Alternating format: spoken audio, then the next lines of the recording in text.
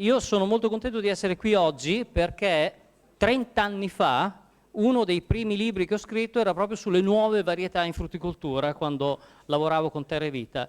Essere qui per parlare di nuove varietà e di portinnesti rappresenta per me come dire, un ritorno al passato su cose comunque innovative.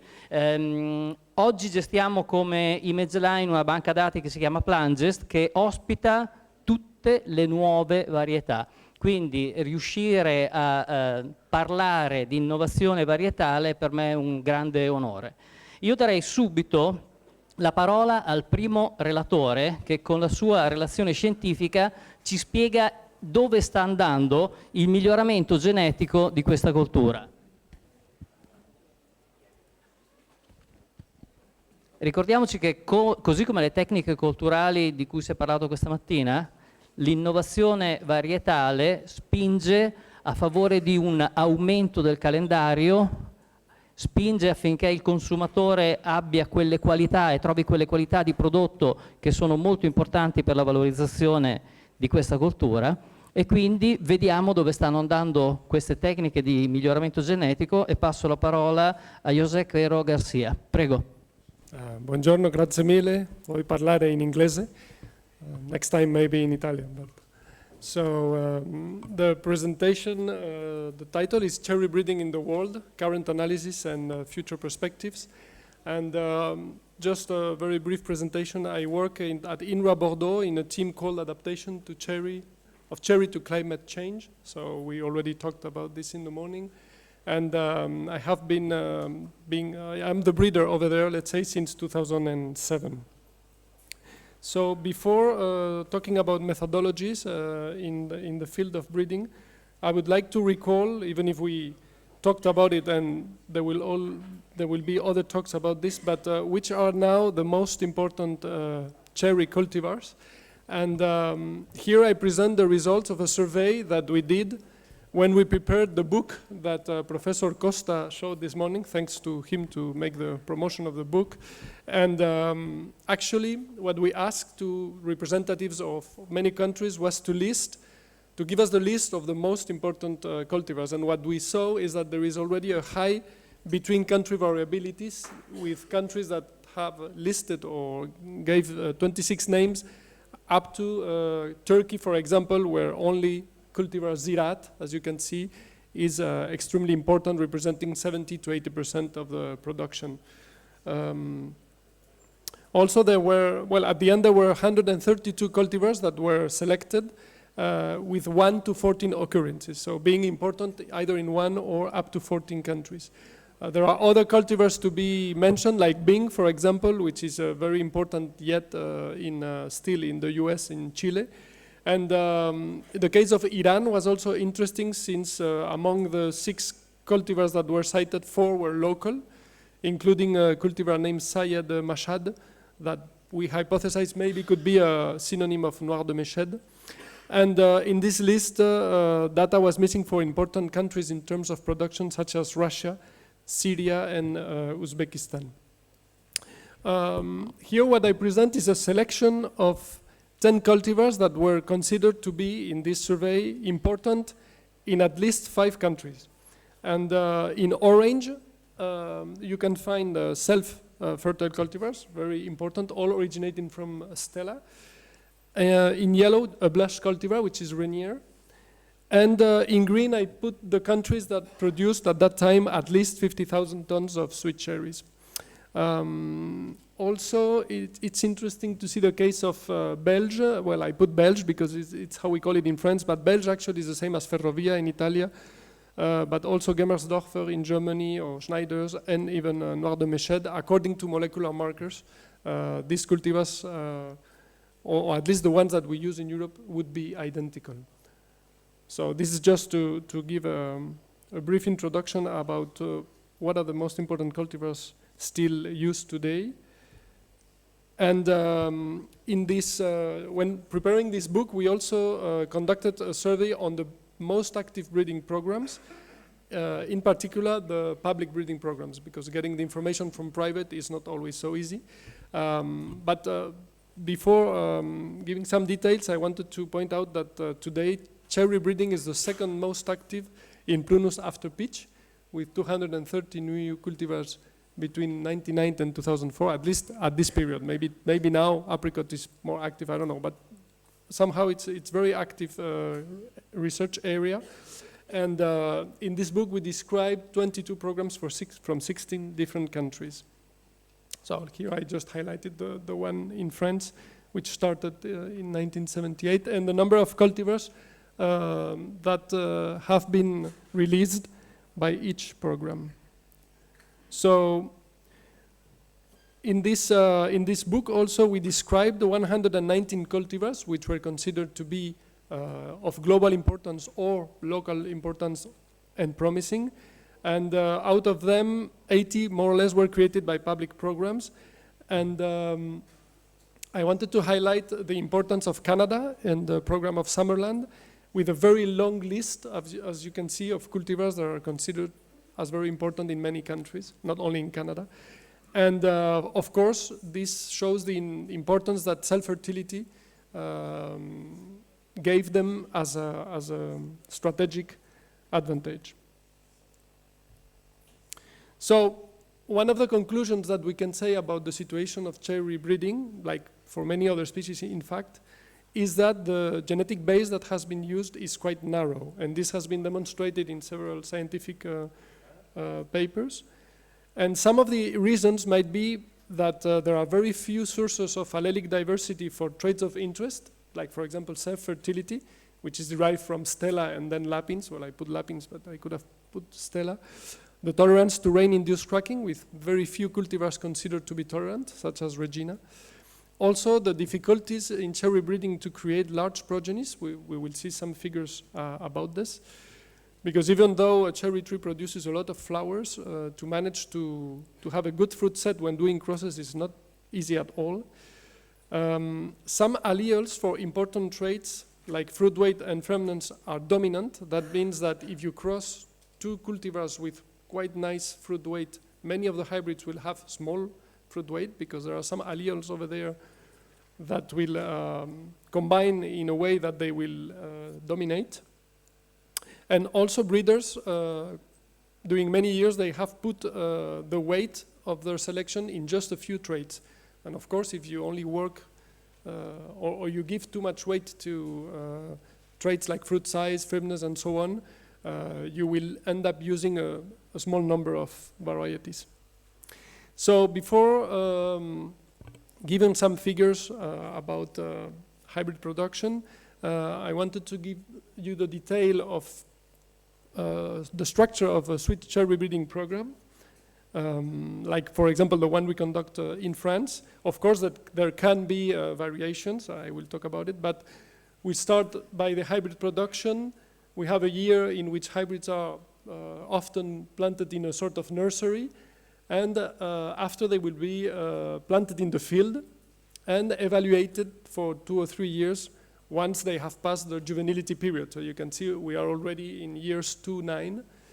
Then we will select the best hybrids, which will be multiplied and evaluated in 1 or 2 levels before the pre-commercial trials and the cultivar release. During the phase of the nursery, it's where we can apply molecular markers and do selection assisted by markers. I will talk about this a little bit. This is what means mass there. So the selection can be based on genotype and on phenotype.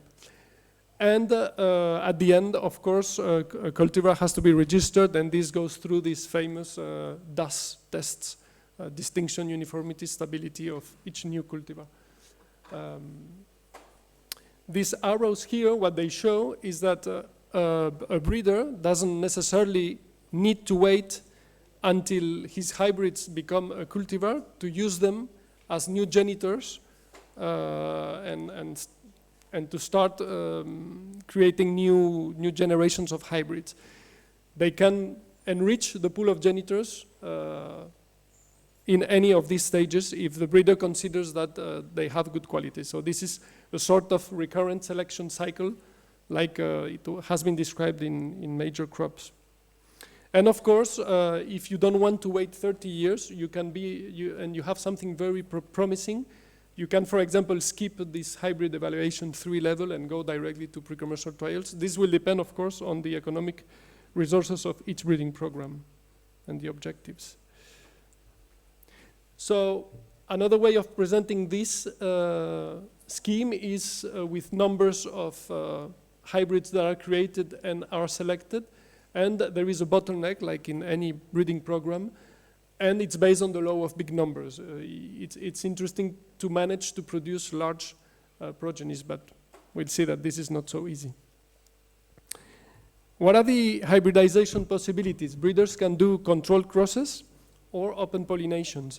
In controlled crosses, they can do hand pollination. They will put the pollen of parent B on parent A, or the other way around. But if they use, and this can be done manually, as you can see over there, if you use insect pollination in cages, like for example in this picture, and you put beside the tree that is planted a potted tree, for example, which flowers at the same time and the trees are compatible, you can collect fruit in both parents. So you can, in one cross, get the combination AB or BA. This is just the main difference. And in quantitative genetic theory, we say that this gives information on the specific combining ability, on the value, precise value, to express it more easily, of that cross. But if you do open pollination, which is easier, you don't need to do the crosses, you just collect fruit from one parent A, which will be pollinated by the sweet cherries around, you will just get an information on the general combining ability of this parent. But open pollinations have been used successfully by many breeders, and many of the varieties come from open pollination. So it's something that cannot be neglected.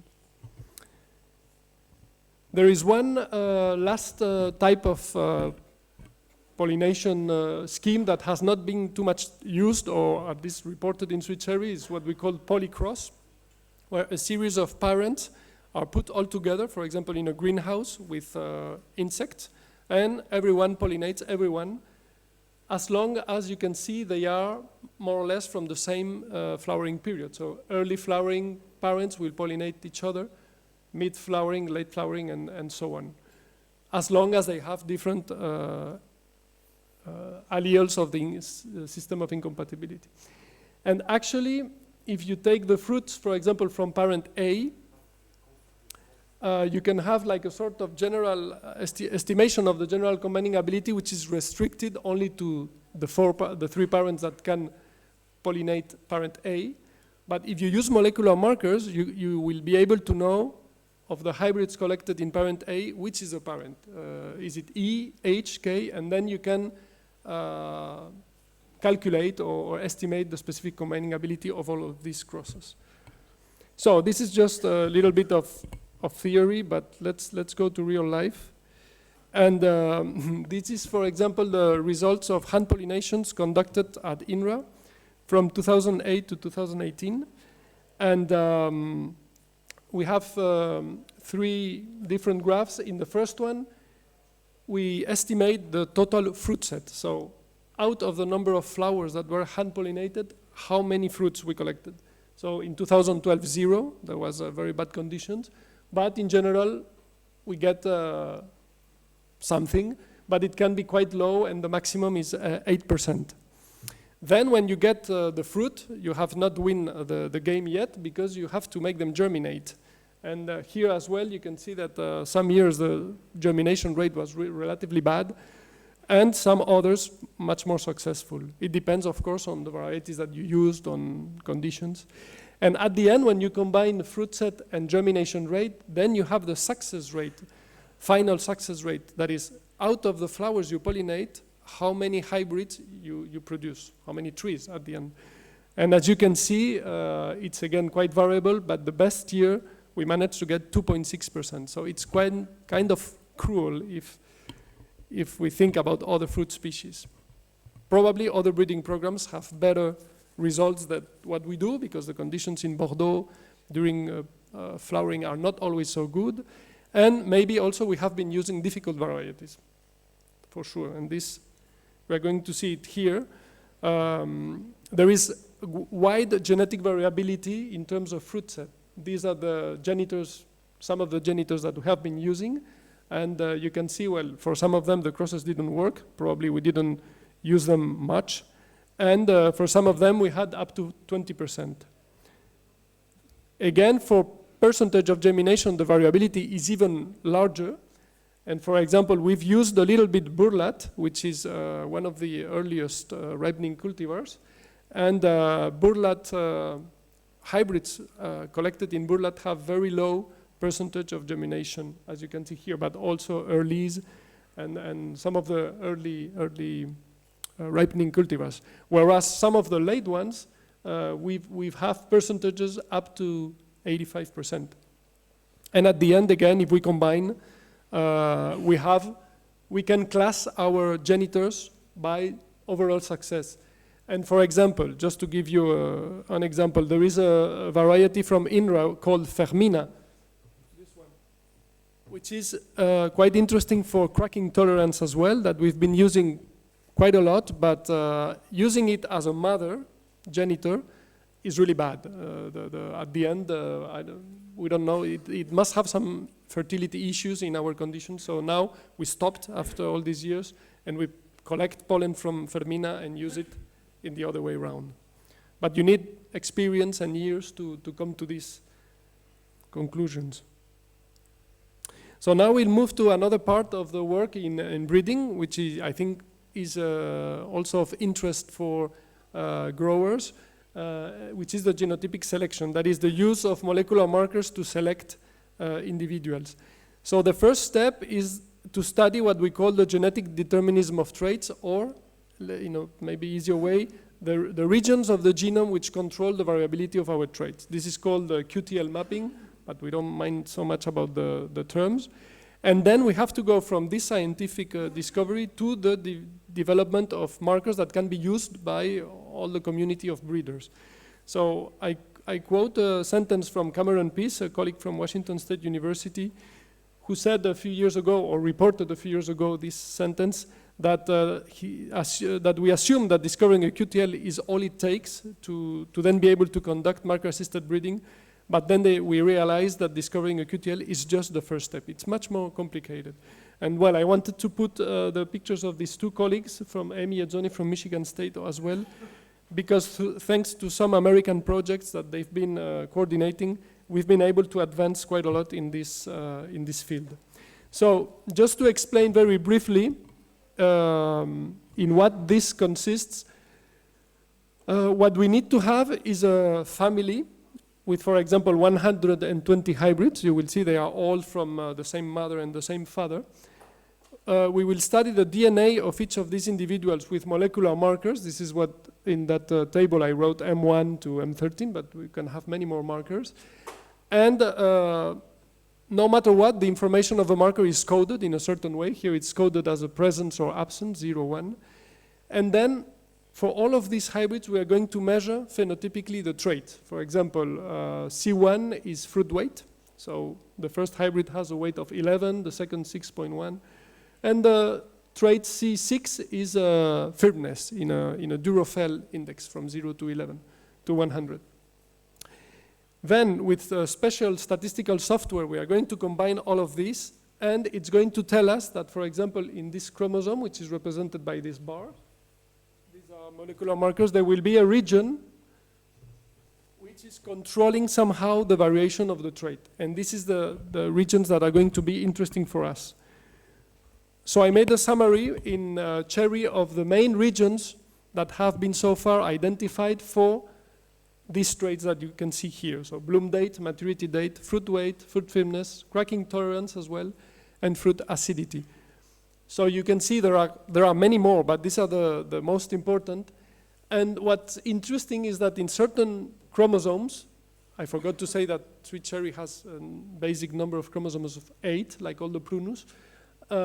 In chromosomes 2 and 4, we have a high density of regions explaining the variation of these traits. So interesting genes at the end.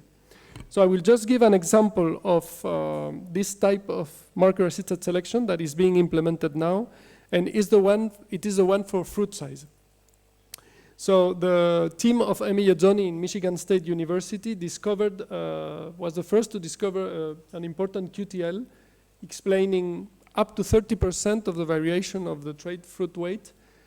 And then through a collaboration, we discovered a potential gene that regulates cell number in the fruit that could be involved. But this is just theory. What is interesting for us is the applied work. And what was described later on by Cameron Peace was the use of the genetic information of these two molecular markers that surround this area.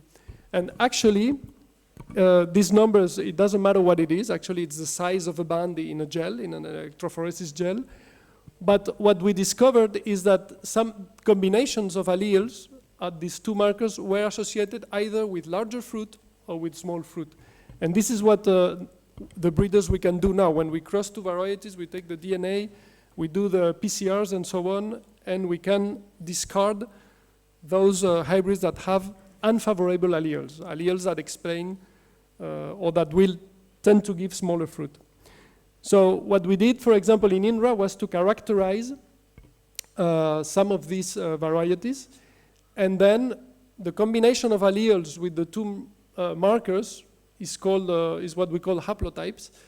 And well, the summary is that we can see which ones have favorable or unfavorable.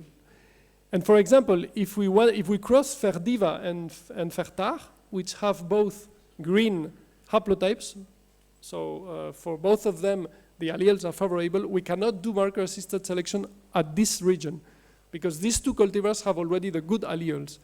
But this doesn't mean that if we cross them, all of the hybrids would have big fruit because other regions are explaining. So this is what we need to develop markers for the other fruit weight QTL. So you see it's quite complicated, but at least for this one we already have tools for it.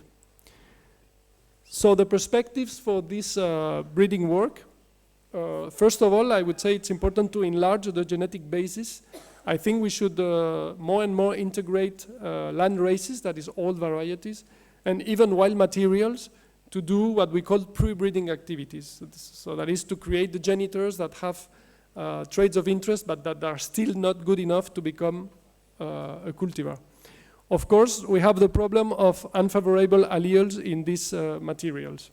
We will have a lot of small fruit and other problems. Improvement of QTL detection, I will not enter into details. The work of translation from scientists to breeders. Also phenotypic selection. Professor Costa talked about NIRS this morning, but we could also imagine to use imaging techniques, improve the resistance evaluation, and so on. Something very important as well is the evaluation of genotype-environment interactions and in general the adaptability of our hybrids. And in this context, to create networks between breeders and evaluators is a good idea, I think. And I wanted to say a few words about the impact that new pests and diseases can have on breeders' activities, for example, Drosophila suzuki. This is in Bordeaux. We have tremendous problems with Drosophila suzuki, but because we have 12 hectares of hybrids, each one with a different maturity, very big trees, and we don't have the same resources as maybe growers can mobilize. We cannot do what Professor Mori said this morning to collect everything, and so we end up enclosing one branch with Suzuki-proof net to be able at least to evaluate correctly the quality of that fruit. So it's really a problem for us as well, and I hope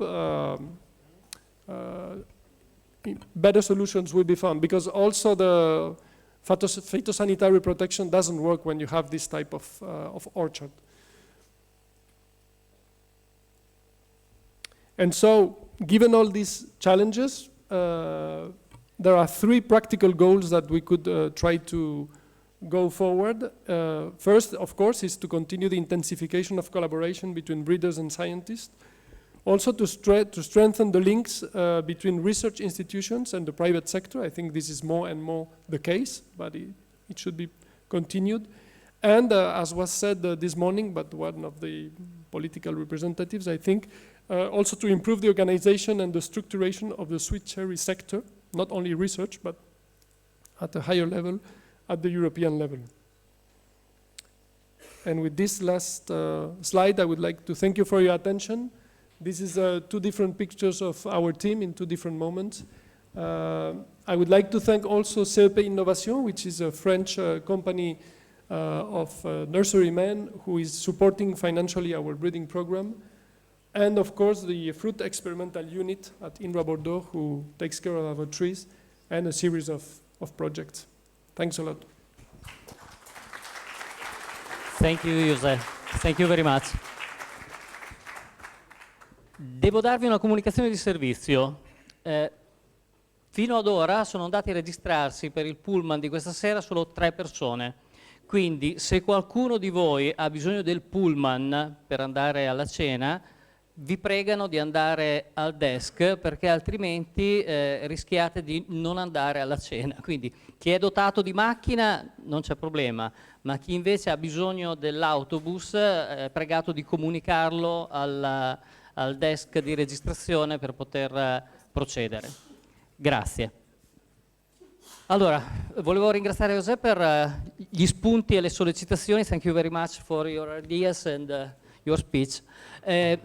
Tutto questo ci porta a ragionare su cosa fanno i breeder, cosa fanno le aziende e che cosa le aziende ci rendono disponibili per migliorare la coltivazione della ciliegia. Quindi abbiamo 8 relatori che ci presentano delle esperienze fatte in tutto il mondo.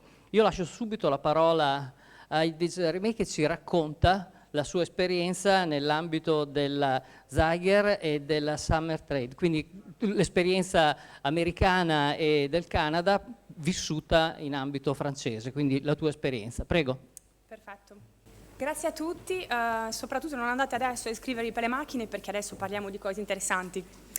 Grazie. Allora, grazie per questo bel simposio organizzato come sempre con i migliori mezzi. È un posto veramente molto importante dove veramente la filiera cerasicola quindi si ritrova, troviamo dei tecnici, produttori, quindi è veramente molto ricco per noi editori.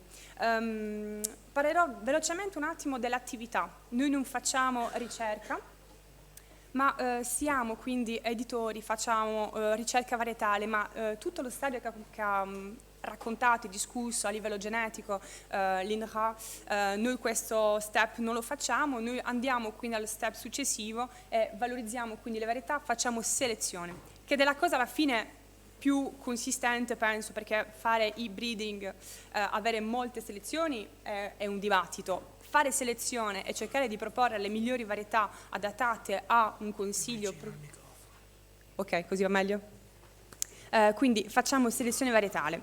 La cosa importante da ricordare su questi 3 punti è la protezione anche intellettuale. Dobbiamo ricordare che se siamo tutti qua è grazie anche a voi produttori, perché in effetti con ogni royalty che è associata a una varietà ci permette di fare tutto questo lavoro. Questa è una cosa molto importante. Riguardo quindi la ricerca varietale orientata sulla ciliegia, noi abbiamo quindi una selezione che è veramente accurata, che deve rispondere comunque a 3 criteri, quindi sia i criteri del produttore, della filiera e dei consumatori. Quindi proporre delle varietà che hanno la prima cosa, la produzione. Perché se oggi la varietà non produce, siamo su un sistema quindi oggi di sviluppo aziendale dove il produttore non può fare più sbaglio a livello della varietà, a livello del portinesto, a livello del modo di cultura e del sistema di allevamento. Oggi siamo su un'agricoltura molto più precisa dove il produttore non può permettersi questi sbagli, quindi la prima cosa che un produttore guarda è la sicurezza di produzione. La seconda cosa che noi valutiamo è l'epoca di maturazione, cioè inutile proporre una varietà se già l'epoca è un po' complicata e ci sono 20 varietà proposte nella stessa epoca. La presentazione del frutto, perché uno può dire quello che vuole, le ciliegie vanno comprate con l'occhio. In quarto posto la qualità organolettica, che dovrebbe essere il criterio numero 1 per la frutta. Noi vediamo che a livello poi bisogna fare una combinazione fra quello che richiede la filiera, il consumatore e il produttore, quindi ci porta a questo tipo di priorità a livello della selezione varietale. Caratteri agronomici molto importanti, vedere un attimo la varietà come è gestita, vedere l'autofertilità, ma non troppo, le sensibilità. Poi vediamo, ecco, il secondo punto molto importante che oggi qua hanno parlato tutti stamattina è la resistenza o tolleranza a certe malattie, quindi anche noi abbiamo soprattutto sulle ciliegie il criterio, questa è una lista generale per tutta la specie ciliegio, però in effetti a livello delle tolleranze a cracking sta diventando uno dei parametri più importanti, diciamo, nella fase 3 per la selezione. E in ultimo posto, che non è il minor posto, è l'adattamento geografico, cioè la capacità che ha una varietà adattarsi in una zona geografica, in base al clima. Vi ho messo un attimo 2 slide che rappresentano quindi il network che abbiamo europeo, ci sono quindi diverse immagini che rappresentano i breeder, i distributori di piante, cioè i vivaisti, i mettori in mercato e anche i frutteti di sperimentazione. Cerchiamo di essere presenti in tutti i bacini di produzione per cercare di dare il consiglio varietale più indicato al progetto del produttore in base a dove si trova. Effettivamente la cosa ideale sarebbe avere un campo di sperimentazione dentro ogni azienda, ma diciamo che è un po' più complicato da gestire. Adesso che ho spiegato un po' il modo di funzionare della ditta, quindi IPS, con questo network europeo che ci permette di avere quindi dei bei legami e anche degli scambi per la sperimentazione e osservazioni, perché un conto è avere delle osservazioni e un conto è cercare di riflettere sui diversi dati che abbiamo del mondo intero. Noi oggi sulle ciliegie ci focalizziamo con 2 breeder principalmente, quindi uno che arriva dal Canada, Summerland, e poi abbiamo Zyger Genetics, California, quindi sono 2 zone climatiche completamente diverse. Questo ci dà anche un bel pool genetico. Abbiamo quindi delle varietà con caratteristiche diverse e gli assi principali di ricerca per i 2 breeder stiamo vedendo che stanno andando su gli stessi criteri, quindi il criterio di autofertilità che entra sempre in gioco con la sicurezza di produzione dell'impianto, cosa essenziale, la consistenza del frutto. Allora, riparto sull'autofertilità perché l'autofertilità è importantissima, ma sul ciliegio bisogna stare molto attenti che in effetti la varietà non faccia quindi della frutta, se è troppo autofertile non è nemmeno molto indicata, bisogna che la varietà abbia un certo grado di autofertilità ma che non vada quindi a discapito del calibro e moncona troppo proprio sulla branca. In posto numero 2 abbiamo quindi la consistenza del frutto, che è una cosa importante che va sempre un po' a discapito del cracking, però albicocche che non sono consistenti, il consumatore e i mettori mercato commercianti non augurano avere queste tipologie di frutto sul mercato. Terza cosa, il calibro, perché in effetti o comunque tutte le varietà che abbiamo, quindi in proposte varietali, varietà commerciali già sul mercato, hanno dei calibri dai 28 in su. Oggi fare una ciliegia a 24-26, nessuno è veramente proposta a comprarla. Sapore dolce, questo fa parte della politica adesso, della strategia a livello gustativo. Qualità organolettiche, dolce, aromatica, croccante. Tolleranza a cracking, questa è una cosa che stiamo osservando sui 2 programmi e che stiamo valutando. Noi in effetti abbiamo i campi di sperimentazione che sono in pieno campo, quindi se deve esplodere qualcosa, esplode prima da noi che da voi. Quindi questo ci aiuta anche per fare un bel po' di selezione. Tenuta sulla pianta, perché anche la tenuta sulla pianta è una cosa importante che permette al produttore di poter raccogliere la ciliegia in un modo non troppo veloce e rispettare un attimo il ciclo di lavoro dell'azienda. E ultima cosa, importantissima, l'adattamento climatologico, perché vediamo ogni anno, facendo quindi sperimentazioni su queste selezioni di 2 breeder, che le varietà non hanno tutte le stesse esigenze. E partiamo con non un malloppo di varietà, però ne ho scelte 5. Parlerò prima quindi del gruppo delle varietà di Zyger Genetics dalla California. Qui abbiamo quindi le varietà che si chiamano del gruppo Royal.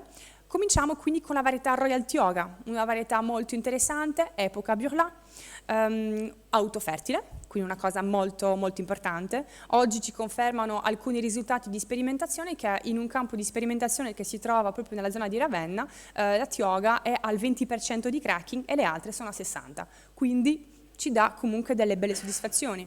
Vi dico subito, qui a Vignola cerchiamo di stare un po' cauti perché è una varietà che ha una fioritura molto precoce, ciò induce che noi potremmo metterla soltanto nelle aree produttive piuttosto sud.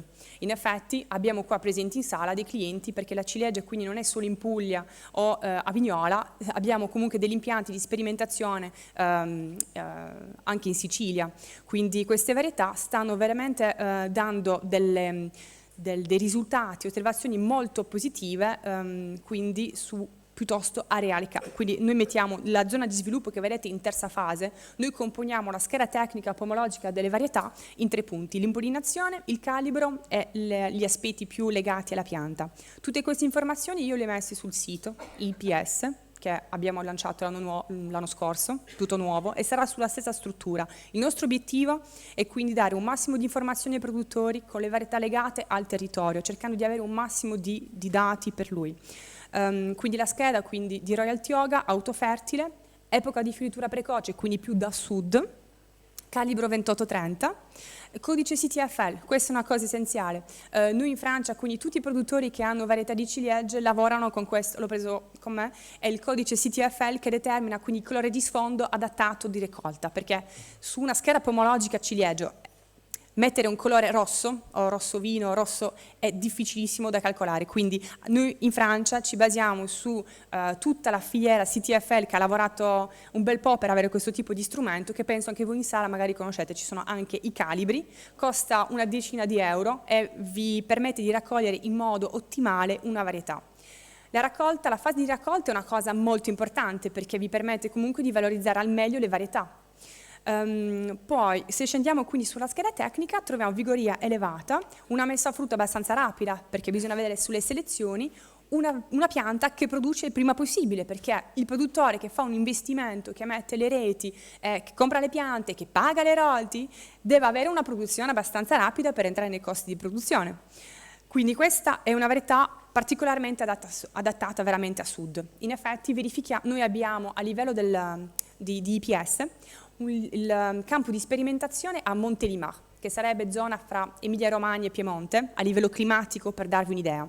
E abbiamo anche una sede in Spagna, a Murcia, e vediamo che in effetti a Murcia questa varietà va benissimo, diciamo che questa varietà ha dei bisogni anche di caldo, e quando arriva la primavera, come un po' in queste stagioni qua, dopo Biorla, cioè dopo l'invaiamento, quindi dove c'è una meteorologia molto più umida, in effetti diventa complicato accelerare la varietà, cioè lei comincia a diventare rossa ma ci mette tantissimo tempo, invece in Spagna, clima continentale, arriva il botto di caldo e arriva veramente epoca Biorla, quindi sono tutte queste informazioni molto importanti da dare al produttore. Poi passiamo su un'altra varietà, Royal Hermione, quindi che va impollinata, che arriva una settimana dopo Biorla, calibro 2830, sempre più o meno le stesse tipi di caratteristiche, un rosso magari un po' più intenso, molto dolce e aromatica. In seguito faccio un po' più in fretta perché mi resta poco tempo. Royal Lafayette, varietà da vedere perché abbiamo un campo di sperimentazione quindi nel sud, San Michele di Bari con una società Agrimeca. Abbiamo firmato un contratto con loro e abbiamo quindi le piante in produzione epoca ferrovia. Quindi questa varietà, ricordatevela perché per me saranno dei grandi risultati a livello produttivo. Poi passiamo su una varietà tardiva, autofertile, buon calibro, ottimo sapore, aromatica, croccante. E questa varietà Royal Helen è il top del tardivo. Arriva veramente una settimana prima di Sweet Heart. Adesso con le varietà Zeiger ho cercato di fare un po' in fretta, la varietà Samba che ho messo in esempio perché in effetti coltivata in Italia, una delle più conosciute diciamo, qui del gruppo Summerland che arriva quindi per 3 giorni su Meat, da impollinare con Sweet Heart, una varietà che ha dato delle risposte molto positive sulla filiera sia in Francia che in Spagna che in Italia, quindi poi mi soffermo un po' sulla sperimentazione per farvi vedere un attimo tutte le aree produttive dove c'è sperimentazione aziendale. Andiamo sulla sperimentazione ciliegia da Saragozza fino all'Ungheria. Quindi io vi invito a venire un attimo nei campi di sperimentazione perché io posso farvi vedere le foto che voglio. La cosa importante è vedere le varietà nel proprio reale. Quindi questo fa parte anche della nostra strategia IPS di creare delle collaborazioni fra aziende, cioè l'editore, produttore, organizzare degli incontri diretti tramite i vivaisti che sono presenti qui in sala E sperimentare quindi in armonia, con delle schede tecniche facili da compilare, con un vocabolario che parla a tutti, perché se un contratto di sperimentazione viene fatto con scritto dei termini troppo soggettivi, diventa complicato analizzare tutto. Nuove varietà IPS, ce ne sono in fase di sviluppo, sperimentazione, sempre con le priorità, quindi con tolleranza a cracking, autofertilità se possibile ma non troppo, consistenza ma non troppo per evitare rischi di cracking, e poi vi faccio un piccolo accenno su una novità che abbiamo quindi in partenariato col Consorzio di Vignola, una mutazione che sarà in sviluppo commerciale club. Si tratta quindi di una mutazione chimera stabile che troverete secondo me fra 3-4 anni sul mercato, con proprio uno sviluppo commerciale molto particolare. Questa è la fine della diapositiva, volevo soltanto dirvi che noi siamo disponibili a Montélimar, a Murcia, in Ungheria, dove volete, per farvi vedere i campi di sperimentazione e scoprire le varietà insieme. Quindi tutte le belle foto, ok, ma bisogna vedere sul campo, nel vostro areale, cosa danno queste varietà, per cercare di avere un mercato varietale di qualità. E all'esterno troverete quindi dei documenti presso i vivaisti che hanno pagato la tariffa top. Dentro questa brochure troverete tutte le ultime novità Ciliegia. E poi c'è il sito internet e io sono presente qua in Italia abbastanza spesso, quindi siamo qua. Grazie Edvige. Alcune informazioni. La presentazione ha detto che è disponibile sul suo sito, noi stiamo raccogliendo le adesioni dei vari vivaisti per poterle mettere anche nel sito dell'evento di oggi, in modo che le possiate avere a disposizione.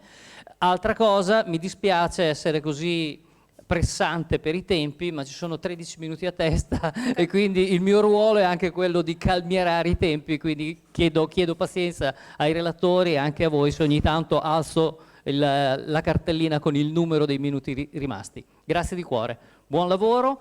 Andiamo avanti con il secondo relatore che ci presenta le esperienze della SMS Unlimited LCC americana, è Marie-Laure Etev della Cote International, alla quale lascerei direttamente la parola. Prego.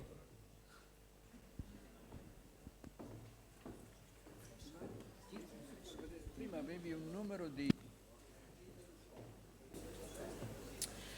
Good afternoon, everybody, and sorry for Italian people, but I will speak in English. I'm going to present my company, Cote International, and the cherry varieties we are selling. Cote International is a research company, is involved in research, selection, distribution of new stone fruit varieties. We are very well known in apricot, but now we work also on cherry and plum. So in few minutes I can speak about our selection criteria, which are the same, almost the same for the three species. The ripening time is very important to expand our calendar on several weeks or months. For example, in apricot, we can offer to our growers apricot during 3 months, and in cherry we would like to do the same. We work with a Californian breeder, so for now we only have early cherries, but he works a lot to expand the calendar, and he has some mid-season and late cherry varieties. So in the future we will be able to offer to fruit growers a full calendar of production. The agronomic characteristics are very important. Self-fertility is important, if possible, in cherry. In apricot it's the case already, but in cherry, more or less, we look for self-fertility. And the most important thing is a big production, and every year the most important.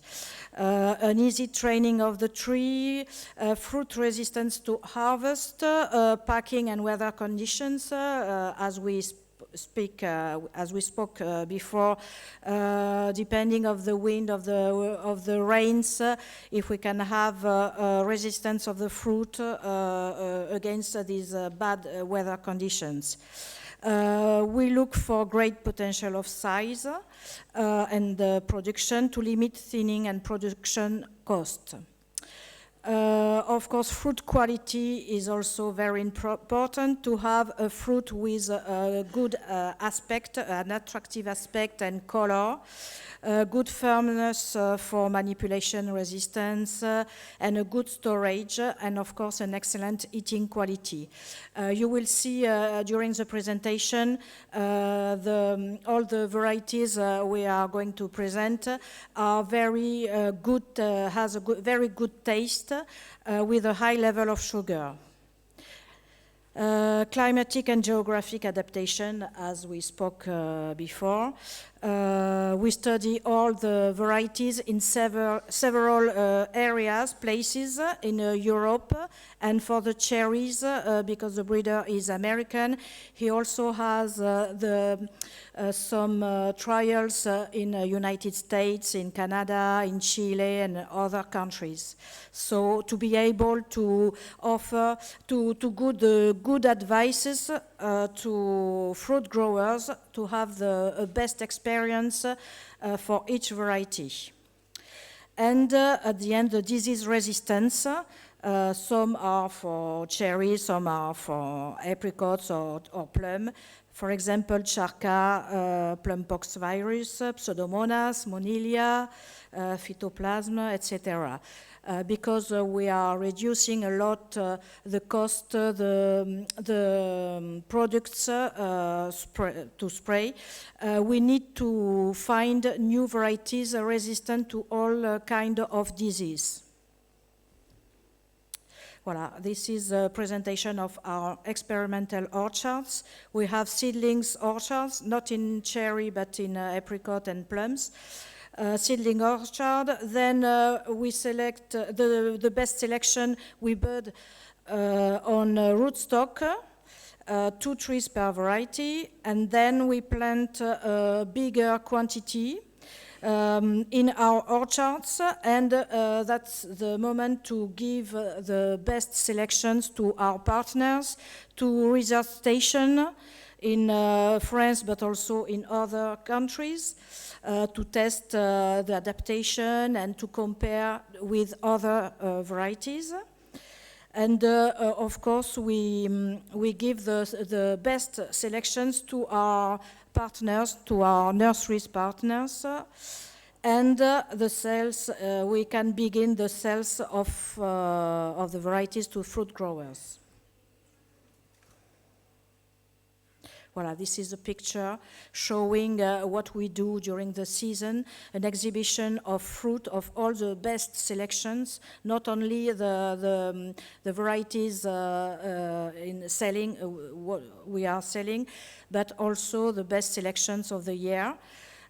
Also a testing club. That means we offer fruit for the testing to all the visitors, or that could be nurseries, fruit growers, technicians, marketers, consumers, all kind of people who can be able to give their opinion about our varieties. So we have some questions, and then we can do some statistics about each selection and have the opinion of the maximum of people. So the exhibition, and we can send, we send also some samples of new selections for people who can't visit us, and for marketers, mostly in the season, they are in their office all the time on the telephone, and they can't travel, so we send some samples. So I will present now the cherry varieties selling by Cote International. In those varieties, You can see two old varieties, Early Red and Giant Red. They are not from the Californian breeder Steve Southwick, SMS, but we are still selling these varieties. All the others are come from the company SMS Unlimited, and the breeder is Steve Southwick. He's Californian. Nimba is the first variety, very early. It's quite new, but already well known for its earliness and the quality of the fruit. It's not self-fertile, but it's very easy to pollinate. You can pollinate with Pacific Red, Early Red, Fall Fair, all the varieties blooming before Burlat. It's an early blooming. The maturity is very early, but same as Burlat. And all the qualities of the fruit, the size, the level, the sugar level, the production, the yield are very important, interesting. The cracking resistance is the inconvenient of this variety. It's sensitive, but we advise to put a plastic cover. And we think it's profitable to put the plastic cover on this variety because Nimba has so many qualities that I advise to invest in a plastic cover in order to have a very high quality of cherry with that. Voila, you can see the picture of the fruit. Voila. Early Red is an old variety, but we are still selling this variety for its quality, fruit quality, size, firmness, and sugar level. Then we sell Pacific Red. Pacific Red is a pollinator for Nimba. The blossom is also early and correspond very well with Nimba. The maturity is more or less Burla with 6 days later. And the size is very big. It's self-fertile, and the quality also is very good. And storage excellent, more than 1 month. Rocket is also a very nice cherry, maybe the best ones for the quality of the fruit, big, hard shape, nice color, better resistance for cracking. The only one problem is the production. Sometimes it's difficult to have a very good production every year, so we advise to use dwarfing rootstock like Gisela, or to prune very strictly the tree to reduce the vigor. Voilà, you can see a branch with this cherry. We have Frisco. Frisco comes 10 days after Burla. It's self-fertile, so the size is great. It's sensitive also to cracking resistance, but the quality of the fruit is also very good with sugar level as 18 bricks.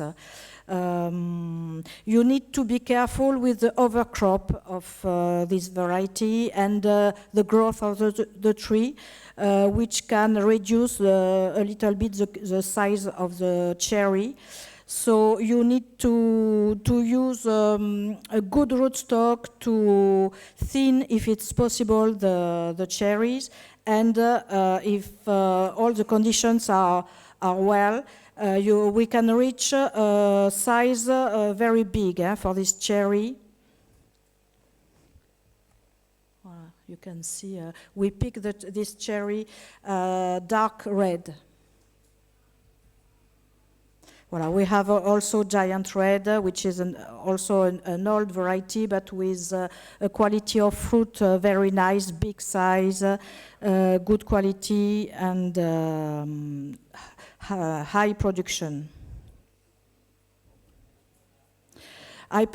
To finish, I present 4 new selections from Steve Southwick, SMS 1 and SMS 16, which are self-fertile also, and which present a good production, big production with a big size of fruit, with a better resistance to cracking compared to the others, to Frisco, for example, and always a very good and sweet quality, and with an excellent storage. And the last one, very new, I don't have any pictures to show you, but we received the trees in France, so next year we will have the first fruit in France. And I received some information from Steve from California about these 2 varieties. One, SMS 33, it's a mid-season cherry. With a very big size, even if the production is very high, we have a big size. Firmness is very good, and of course very sweet. And the last one, SMS 311, it's a late season cherry after sweetheart with a big size and a high production. Voilà, very important. Well, thank you for your attention.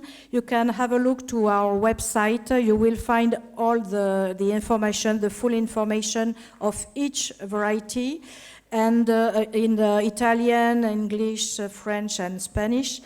And you will find also all our nurseries partners. Thank you. Grazie Mary. Grazie infinite. Altro relatore, siamo sempre in Francia, della Star Fruit Diffusion viene Jean-Pierre Pleil, che ci racconta le nuove varietà della Bradford Genetics e della Barcher Nursery. Prego.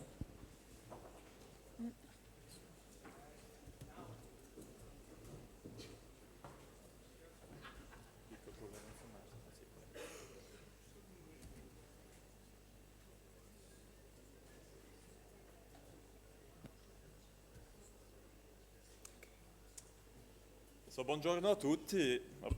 Molto bene. Vicino un pochino. Sì, buongiorno a tutti. Allora, io parlo italiano, però ho fatto la scelta di parlare in inglese per la mia presentazione, dunque se poi avete questioni in italiano potete farle senza nessun problema. Allora, ho cambiato un pochino il tema per parlare più largamente di tutti i programmi con i cui lavoriamo. So, excuse me, I forgot to switch to English. So I'm going to present quickly our company, first of all. So Star Fruit is a company, a variety editor, so part of a group, so which is Star Group. You can see it here. So we are, the 2 other company of the group are Star Export, selling trees abroad, and a nursery, Star PMP, propagating rootstocks and varieties. So we also work in close relationship with Eurostem, which is a micropropagation laboratory, and Fruit, which is leading breeding programs for peaches and nectarines, and also apricots. So as a variety editor, our commitment is to bring value to the market, of course, to the growers and to the consumers, but also to bring money back to the breeders. So, and we manage this through our own testing blocks in order to have reliable information, and with close cooperation, of course, with all research stations in Europe and abroad, in the world.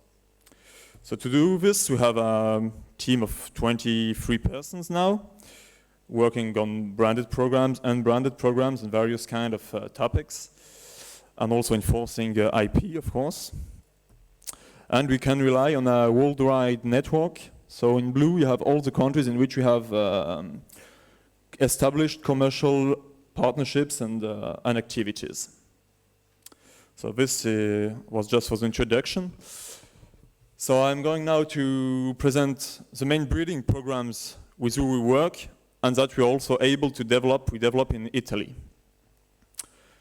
So I'm going to start with Bradford breeding program. So we're located in California, as you can see it on the map. And with a range of 3 varieties, which are sold on the brand Ciliegia. So starting with Burla plus 10 days, with Glen Red to Glenoria, which is Summit plus 7 days. And in the middle, Glen Rock. So all these varieties have a sweet flavor, quite good caliber, very high productivity. This is something important for this, it's quite very good productivity, medium sensitivity to cracking due to the selection for where the breeding program is located, because of course really dry conditions. And quite low chilling requirements and a very good tolerance to warm conditions. And dark coloring, of course, for these varieties. So from the Bradford programs, you have many numbers in test, and some varieties that are probably going to be commercial very soon. So with Glen Early, ripening the same time as Burlat, with yes, high productivity, quite high sensitivity for cracking, but manageable under cover, and still with sweet flavor and with good firmness and low chilling requirements. Then comes Harvin Glen, which is also very close to Burlat, slightly later. Quite a bit same typology of fruit and of tree, and still very good productivity and high firmness. And then comes El Capitan, which is the latest one in the varieties we're going to launch now, and which is ripening in the period of Summit, and with very high productivity. And something that is very, very important with this variety is its firmness, which is really really outstanding without having a high sensitivity to cracking. So this is I think really one of the very interesting varieties from Bradford coming now. And just to talk about the bicolor varieties, we also have some from Bradford. So this one is Régnier minus 10 days. So still a code, as you can see it, but it's also something we are looking on. And so many other codes I didn't talk about, but if you're interested in, I can of course answer questions about that. We also work with varieties from Cornell University. So at the moment we have only one really commercial, which is Cambrina, which is Régnier minus 4 days, and which is also quite interesting, but already commercial variety. So with a high and consistent productivity, very good firmness, low sensitivity to marking, which is important for this kind of varieties, and a balanced flavor compared to Bradford, which is more on sweet flavors. Then comes Vineland, so which with the variety Starland.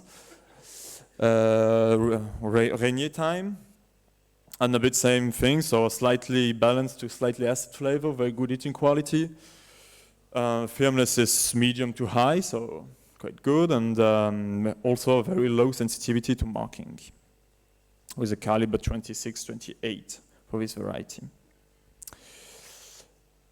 We also work with German varieties, so the variety from Mr. Sommer.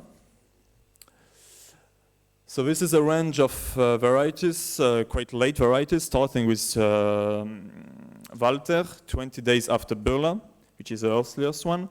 All these varieties have high level of sugar, mostly balanced flavors, good productivities, and usually very low to, in the worst case, medium sensitivity to cracking. So this is the interesting thing, it's really the sensitivity to cracking, and also the firmness of the fruits. So then comes Emma, 5 days later, Clara, which is 4 days later, and so we have a complete range of varieties, going to Regina with Louis, and just before we have Henriette, which is 30 days after Burlat. And this still is quite easy. This one's also interesting because they have easy picking due to long stem, which is important, and good dark coloring and so on. So for some varieties, also Walter, I just wrote that the productivity is to be confirmed because we still have to assess them a little bit longer to really be sure about the productivity, but indeed it seems to be good to very good. So this is something we can give you update later after this season perhaps. Now coming to France, we also work with Pépinière Delbar, so Delbar Nurseries, which is known also for pip fruits, but working also on cherries.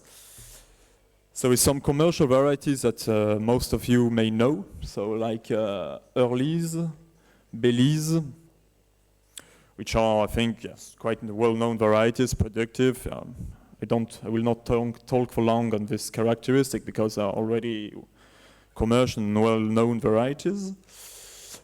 So a bit later we have Big Elise, which is high caliber potential, as you can guess it from by reading the name, and Poisdel, which is let's say the latest variety now commercial from Delbar, which is Burlade for 30 days, and which also a high potential of caliber, a good firmness and a balanced flavor, which makes it a quite good variety as well. One interesting thing with Delbar is that the breeding program is still very active, just like the Bradford program and the other ones I talked about before. And so we have a huge number of varieties now in test. So these are among the most promising ones, especially CX12.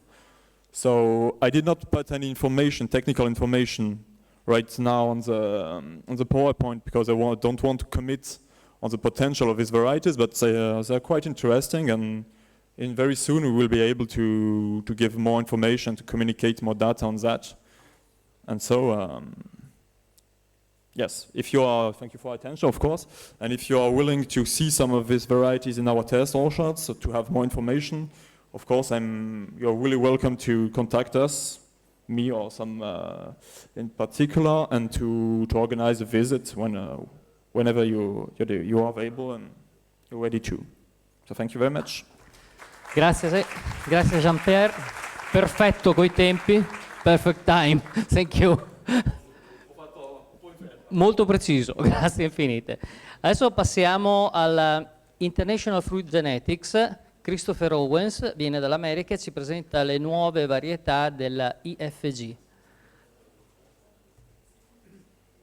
Buon lavoro, intanto che parte la presentazione.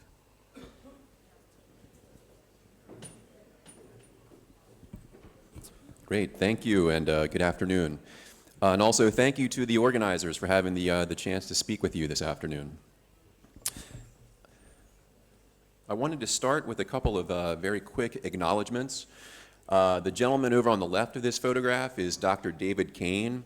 He is the founder of IFG and our original plant breeder for the company, and I am very grateful to have the opportunity to take over and continue the work that he started.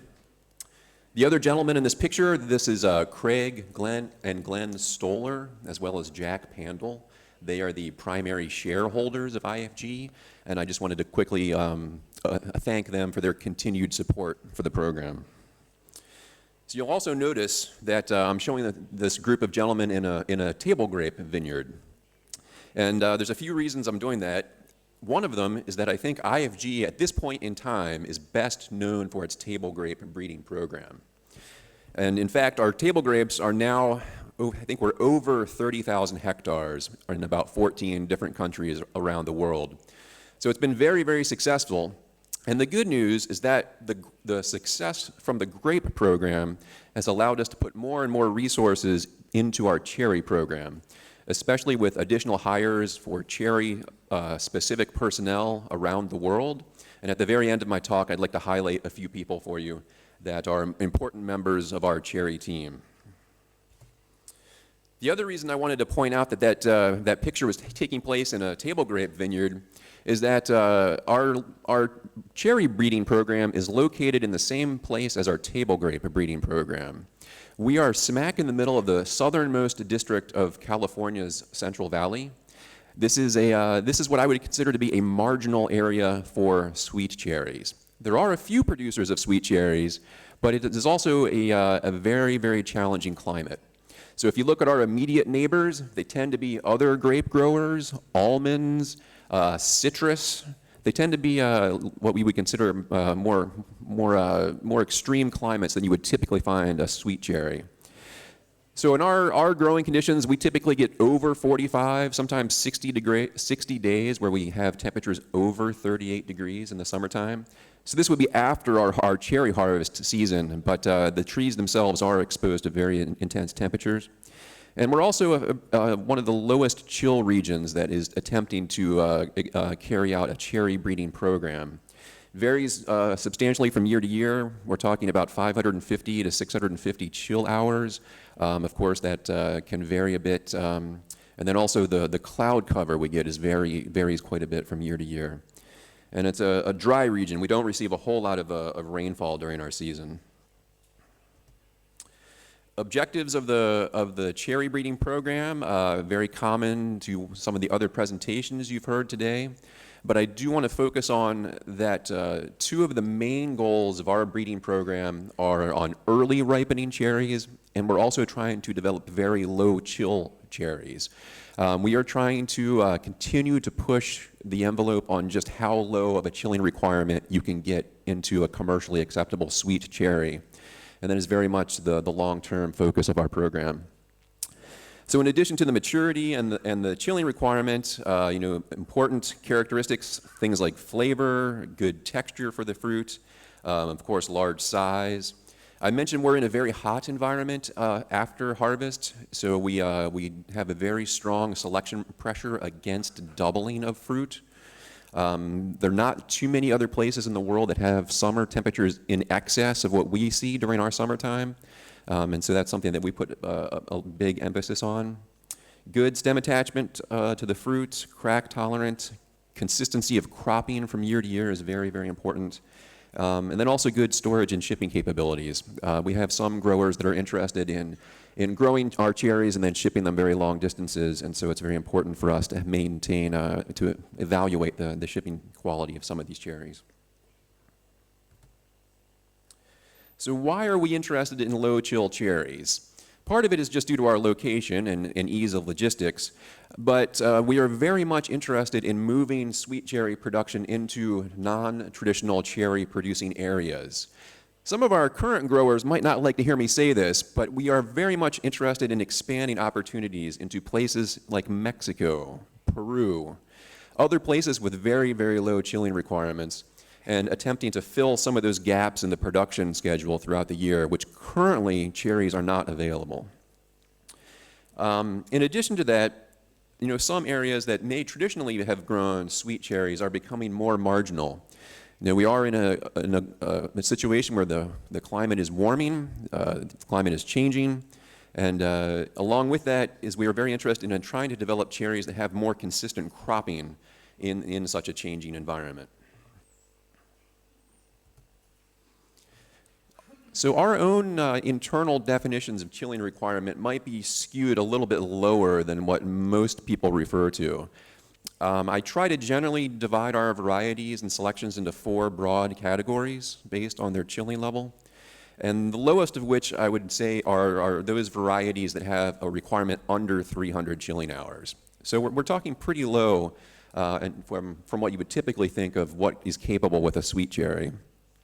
And then sort of a more intermediate level, we call it low to mid, between 300 and 500 chill hours. Mid chill, which we're calling 500 to 700, and then high chill varieties above 700. So I did mention the main focus of the program is on low chill, but in the parentage for our varieties, of course, we do have some higher chill varieties and selections that were used because generally they had better quality. And so the varieties that we've released up until this point in time actually have a range of chilling requirement, from very low to what you consider very high. And the focus is going to continue to be on low chill, but in those cases where we do have some interesting selections at a higher chill, we are going to be evaluating those in a more appropriate environment and try to fill some needs there as well. So I was going to briefly go through some of our named varieties. And I think if I've got them in the right order, they're in their order of their chilling requirement. So this is the first variety, and all of the varieties I'm showing you today have the prefix of cheery, not cherry. So they are happy. They're happy cherries. So this is Cheery Crunch. And most of my comparisons are to varieties in our standard variety in California, which I understand might not be the best comparison for some of the European visitors here today. But the standard variety for us in the central part of California is Brooks. So a lot of my slides are referencing maturity in comparison with Brooks. So this cherry ripens on average 5 or actually even a little more days earlier than Brooks in our site. It's Chelan size. It's not our largest cherry. It's only maybe 24 to 26 millimeters. Very low chill. So we're talking 300 chilling hours, possibly slightly less. It's very productive. It crops consistently. It's not self-fertile. It's S3, S6, but if you see the trees consistently over time, they definitely have the ability to crop consistently. We use a FirmTech for measuring the firmness on our cherries. This is a very firm cherry. The FirmTech is consistently in the 400 gram to millimeter range. Not very much pitting potential. For an early cherry, the eating potential and the flavor of this cherry is actually very, very nice. If you know anything about our grape program, we're really trying to make a name for ourselves as providing new varieties that have outstanding flavor, and we're trying to keep that keeping that image intact with our cherry program as well. So I do have also a couple of blush cherries.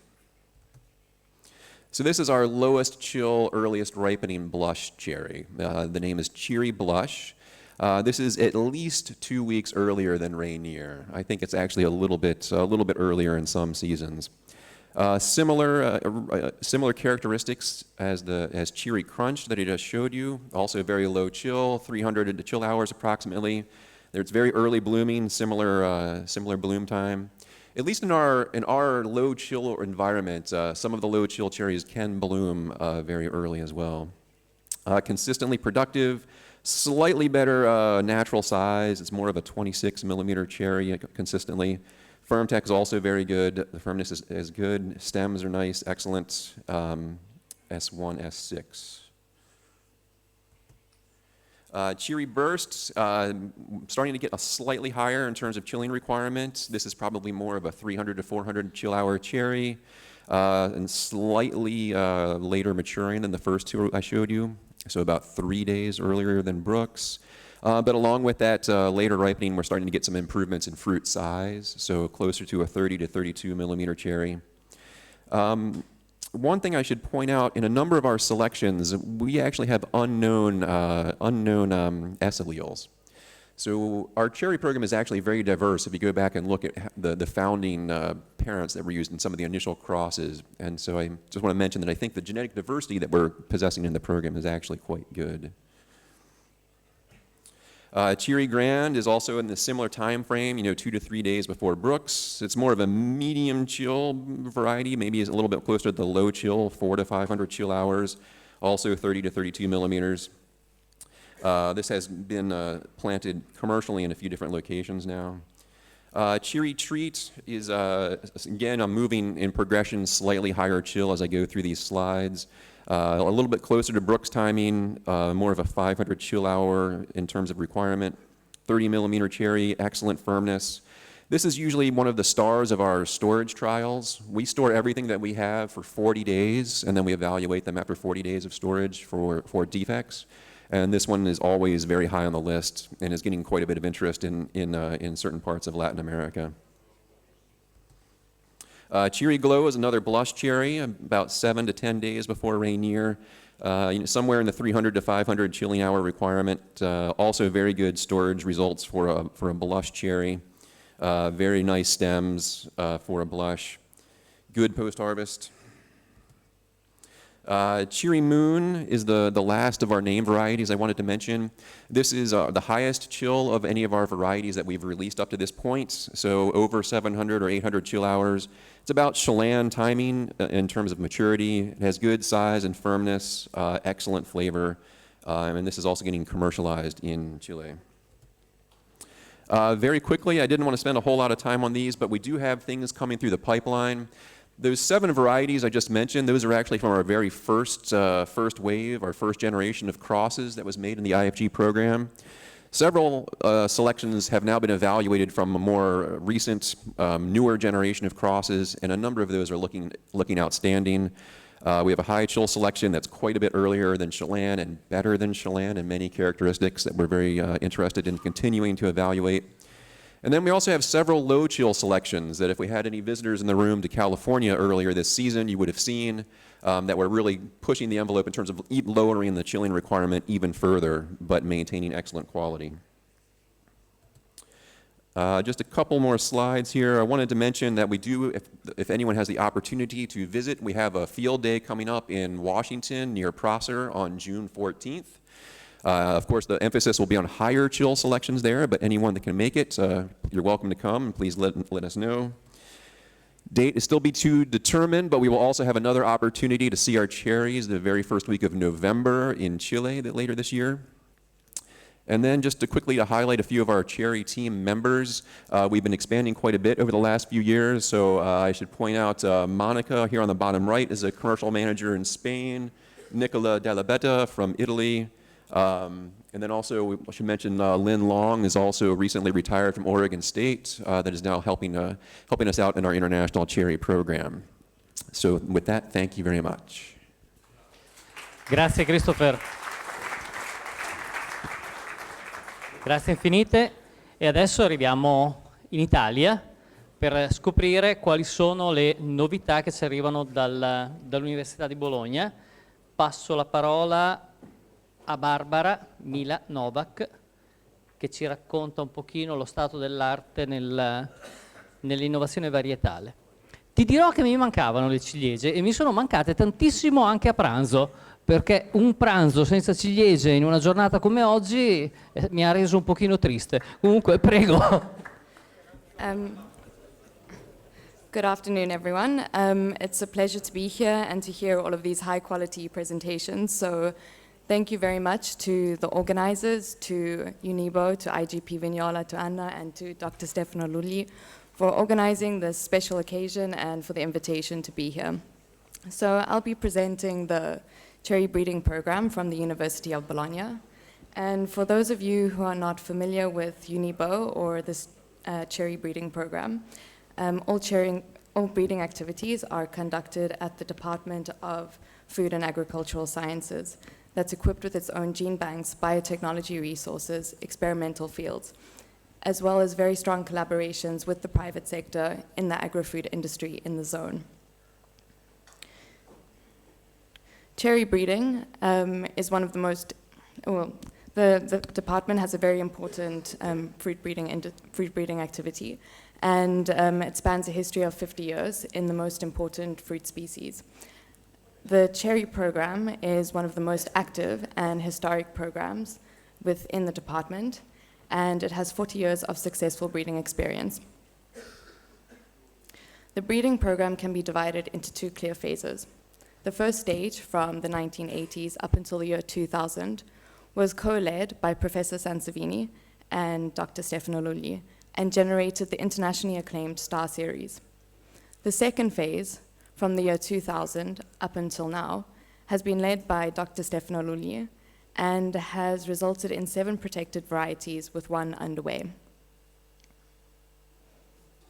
So today I'll focus on the second phase of the project and presenting the latest results from stage 2 of the breeding program, covering these points using this outline. So the project started in the year 2000 with crosses between old varieties autochthonous to the Vignola area that were famous for their firmness, sugar, acid, and flavor. These old varieties were crossed with new Californian varieties that were famous for their appearance, size, and shape. The outcome was 3,000 seedlings that were subjected to extremely strict quality parameters for organoleptic quality as well as production performance in the field. And this was in line with the overarching project objectives. So the key project objective was to create a bundle of varieties with different ripening periods from early to late bearing of the highest quality and of uniformity.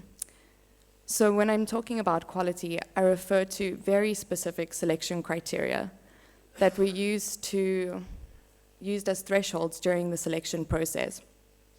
So these quality criteria, things are size, where a minimum of 28 millimeter as a caliber was used, a very specific skin color, flesh firmness, sugar content, and acidity, so that genotypes that did not fit in with these minimum thresholds were immediately discarded. In terms of uniformity, what I refer to is homogeneity in these quality features, and especially within organoleptic traits, so taste as well as appearance. And the rationale behind this decision was to be able to offer to the market for a 4, 5, maybe even 6-week period, a single cherry product under a single cherry name. There were 2 outcomes to this breeding program. The first is the Sweet Series, so the bundle of high-quality uniform cherry varieties that initially consisted of just 5 varieties. Sweet Ariana, Sweet Lorenz, Sweet Gabriel, Sweet Valina, and Sweet Saretta, which, as you can see from the graphic, cover early, middle, and late ripening parts of the maturation of the cherries. Very recently, Sweet Stephanie was added also to the group, which is the latest ripening variety of the series. And today, we'd like to present Sweet Dave, which is the most early ripening of the series, more precocious even than Sweet Ariana. Another outcome of the breeding program was Marisa, but did not form part of the Sweet series. So in terms of the technical features of each variety, I'd like to start with the Sweet series, starting with the earliest ripening variety and moving onwards.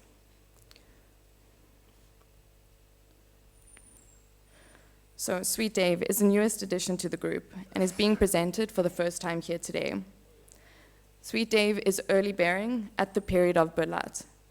First results indicate that Sweet Dave comes into first production very early, having a yield of about 5 to 11 tons per hectare, even in the 3rd year, and this variation depends on the rootstock that's used. It has a very uniform maturity, very large fruit size, and even fruit class distribution, with 80% of the fruit sitting in the 28 plus fruit class. As is the case with all the other varieties in the series, Sweet Dave has an excellent organoleptic quality.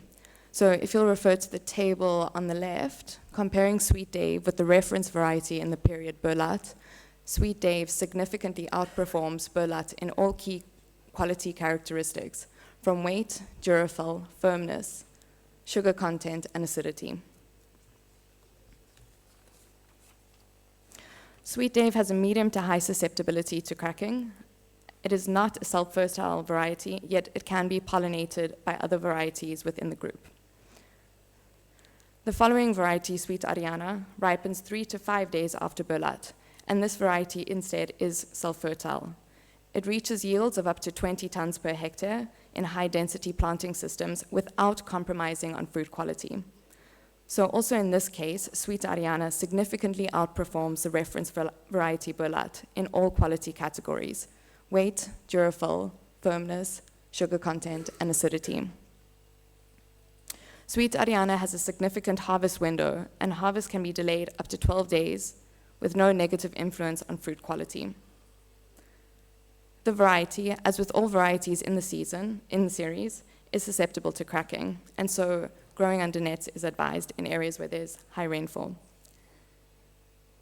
Sweet Lorenz ripens 8 to 10 days after Berlat and has a yield of about 15 tons per hectare in high-density planting systems. Sweet Lorenz is characterized by a particularly large fruit caliber that in Italy, 40% of the fruit are in the 30 plus millimeter size class. In Spain, instead, the average caliber is recorded at 32 millimeters and sometimes reaching up to 34 and 36. So we were lucky enough to manage to bring some fruit over from Spain, from the Yerode area, which is here on display afterwards for anyone who would like to see after the presentation.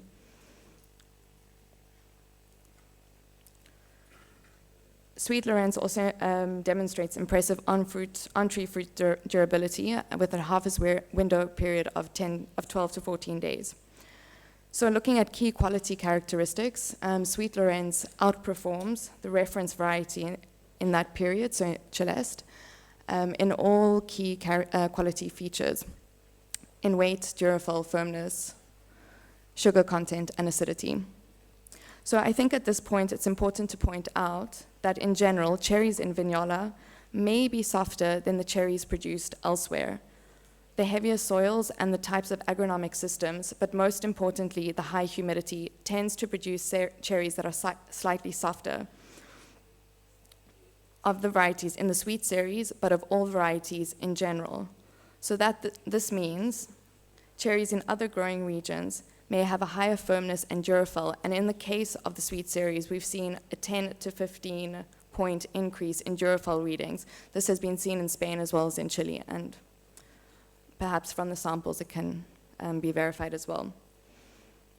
So for these readings, it's really important to consider these figures in comparison to the reference varieties as comparative figures, so in relation to the reference. Sweet Gabriel is another of the early bearing varieties ripening at the period of Georgia. It demonstrates yields of about 18 to 20 tons per hectare and still maintains an excellent fruit quality and even size class distribution. 40% of the fruits are in the 30 plus fruit class. Also with Sweet Gabriel, fruit on-tree durability is significant, with a 12 to 14 day window period that, in which you can manage your harvest. And this is an enormous advantage because you're able to manage your harvest in line with your labor, your capacity, and with market requirements. Sweet Gabriel outperforms the reference variety Georgia in weight, firmness, sugar content, and acidity. So just to summarize, our results in the early ripening varieties are very much in line with the feedback that we've received from the producers. These varieties do excellently in on-tree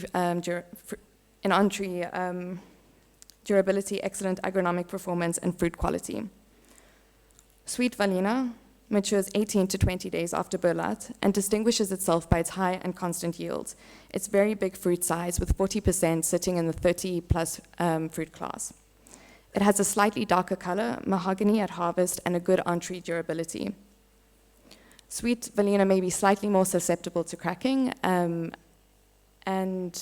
tends to yield smaller fruits on vigorous rootstocks. Sweet Valina is not self-fertile, yet it can be pollinated by other varieties in the series.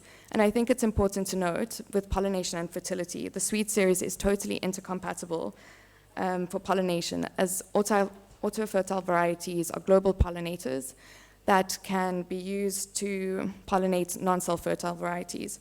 So that because the flowers come into flowering at more or less the same time, the series is totally intercompatible between itself with no need for external pollinators.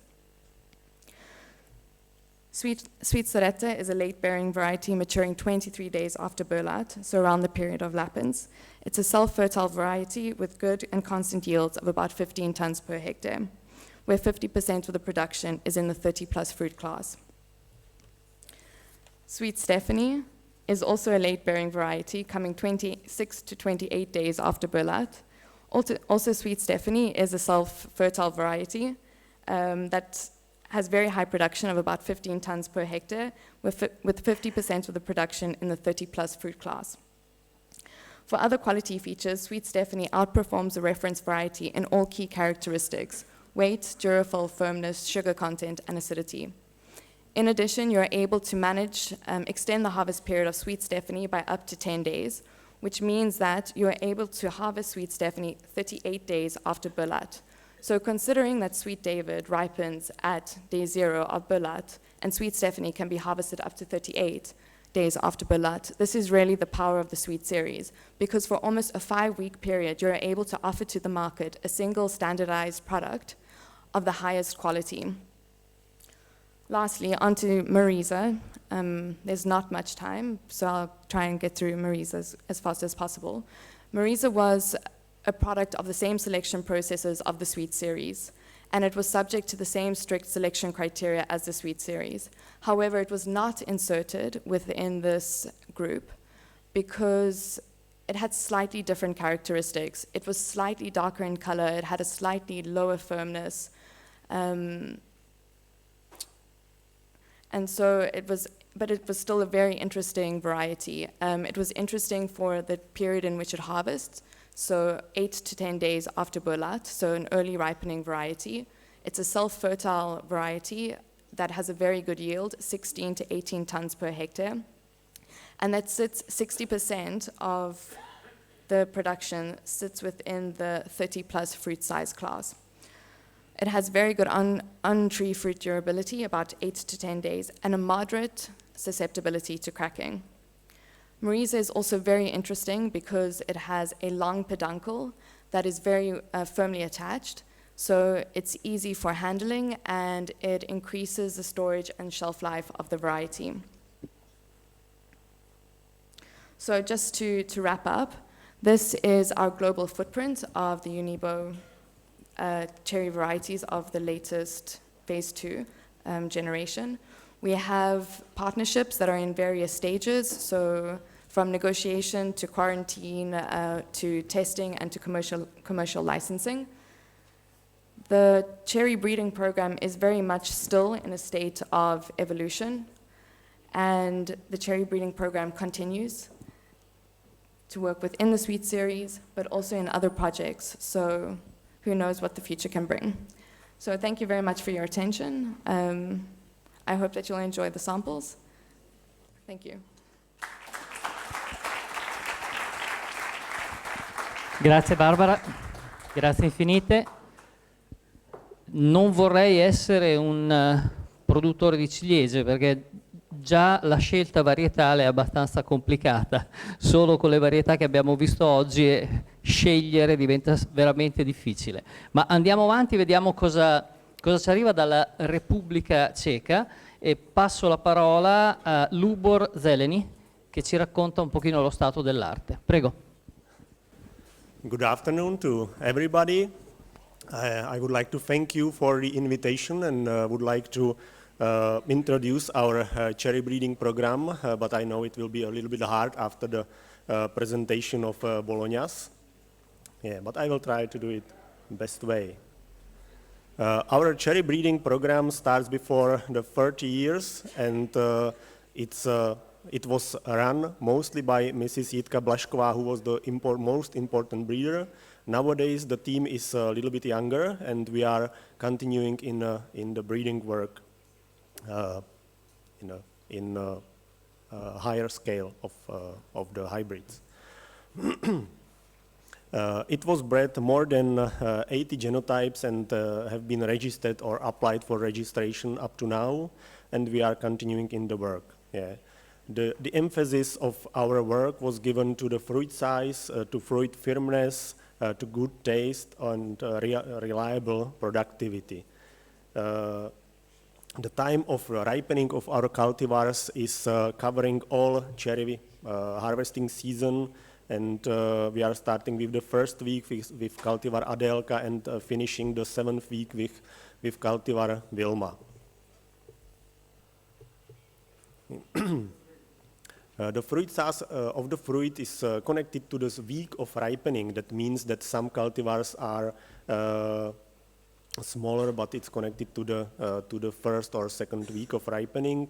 Some cultivars are more productive, that for example Cordia, and more cracking resistant also than Cordia. Some of them are preferred or preferably recommended for the large scale commercial growing, and are in the next slides are colored by red. The testings on rootstocks are mostly done on Gisela 5 and on our own rootstocks PHLA and PHLC, which were developed in our research institution.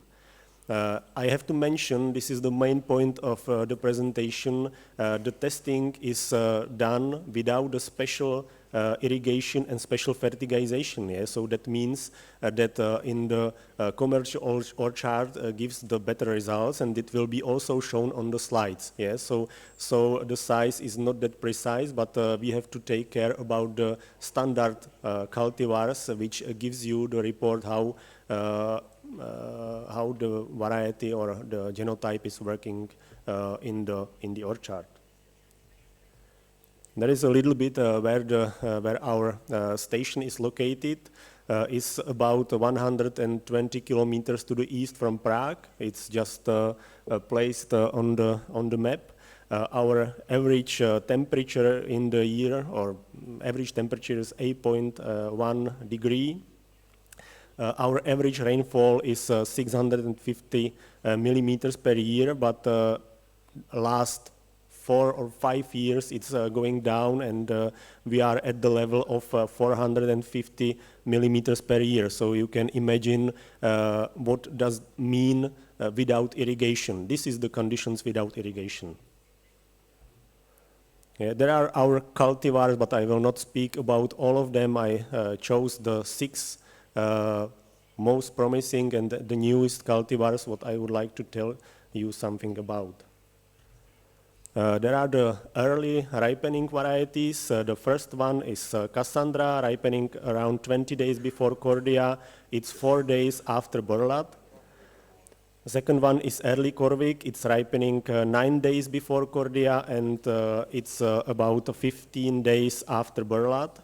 And the third one is Christiana, ripening 8 days before Cordia and around 13 days after Borlat. And let's go to the pictures, because I think this is telling more. Yeah, as I can show, Cassandra is the pedigree of the Borlat and Sunburst. It's an early blossoming variety. It's as alleles you can see on the screen. The pollinizers could be Tamara, Borlat, Vanda, or maybe we can find some others. The time of ripening is early. There are some figures. The stem is medium long, and the fruits are very large, dark red skin. Flesh is softer than Borlat, but the size is better. They are sweet, juicy, and of excellent taste. You can see some parameters of the diameter. It's the size of 26 millimeters in the average, but I can show you, or I will show you some better results. Tree is medium vigorous. It's the rather dense canopy. Productivity is precocious and high, and it's moderately resistant to late spring frosts and Bloomeria leapi, and it's medium susceptible to Modilia rot. Yeah. As you can see, the best results in productivity was given at the rootstock Gisela 5, and the rest ones were not that good. Yeah, if we can see or some of the testing results, we can see the diameter of testing in Switzerland. It was done by Wädenswil, and it was the rootstock Maxima 14. The results are from the years of 2011 and 2017. The yield per tree was around 14.3 kilos, and the firmness was around 51, but in our case of Czech Republic, it was around 35, measured by Durofel. Yeah. What I can show you is also you can find the cherries which are of this size. It's just my hand, and the cherries were 37 millimeters in diameter with the weight of 19 grams. Yeah, it's also possible in the orchard to reach those size, but it's about the precision you give to it. Yeah, the next variety is early Corvic. It's the mutation of our variety Corvic. It's ripening earlier. The blossoming is medium late. The S alleles are S2, S6. Pollinizers are Techlovan and Cordia. and the time of ripening is medium early from our point of view. There are some characteristics, I would like to tell you a look at the firmness, what is around 55 duros. Yeah, and we can see on the other slides from the evaluation from, for example, Chile, it's completely different. Yeah, the weight is a little bit better than Borlat. It's a little bit worse than Cordia, and the level of cracking is similar to Cordia. Yeah, the medium, early Corvic is medium vigorous, it's medium dense canopy, wide branches, the productivity is really very high, it's regular and uniform. And the special note is that it's quite resistant to late spring frosts and susceptible to Monilia fruit rot. Yeah. The best results are with the dwarfing rootstocks, mostly with Gisela 5, but also with PHLC. There are some results from the testing. First part of the slide is from Belgium. The productivity was really good. The fruit weight was around 10 grams, and the productivity compared with Cordia was during the year 2016 was on the level of 142, 92% of Cordia. That means maybe twice more, but in the average it was 14% more than Cordia. Yeah, and the results of the grading shows that the grade of 28 to 30 millimeters was the best size and was the best level or more than yeah. It was the highest category of the grade. Yeah. On the bottom of the slide, there are the results from Chile. As you can see in the circle, there is the firmness in Chile. That means it's maybe twice higher than in our results in Czech Republic. That is the case of the soil, of the different humidity and different conditions of growing. Yeah, that was it's some kind of bulletproof cherry. That means 93. Okay. So I have to move faster. Yeah, the color distribution was good. Yeah, there is another one. It's Christiana. It's a very productive variety. It's good for the regions with the cracking problems and with the problems with fertility. Yeah, I will just go quickly through it to get to the ones which are very important. The new one is the Felicita. Is self-fertile, it's medium early blossoming, and it has very good performance on the tree. The fruits are very large. You can compare it to Cordia, you can compare it to Borlat. The diameter is very nice and big, and the firmness is around 61 in our condition. It means in Duro. The tree is medium vigorous. What is advantage? Its precocious high and moderately resistant to Monilia, and it's less resistant to fruit cracking, but the undercovering is very good. The productivity in kilos per one tree is around 33 kilograms per one tree. Yeah, there is the size diameter from Germany. It was around 31 millimeters, the weight around 15 grams, yeah, and the firmness was higher, around 74. Maybe you know our best variety, or we think is the best variety. It's the Tamara. It's a very big sized cherry with the very large fruits, red skin, very attractive and very good in the firmness, around the 66 points of Durofel in our region, but it's reaching a very good firmness in another regions. Yeah, the precocity is very high. It's around 30 kilos with using Gisela 5, and yeah, it's very nice. The fruits are medium susceptible to fruit cracking. It's recommended to use it under the covering systems. Yeah, then I can show you some results. The most results are from Switzerland. From the measuring, the diameter looks very good. It's up to 33 millimeters when using Gisela 6. The yield per tree varies between 24 to 16 kilogram, it depends, and the firmness can reach up to 83.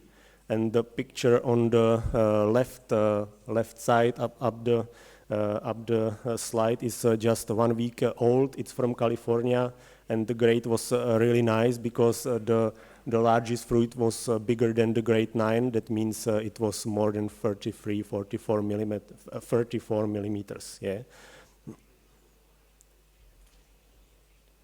And there are the partners who are involved in Tamara commercialization. Yeah, and this is our last novelty. It's Irena. It's the crossing of Cordia and Merton Revard.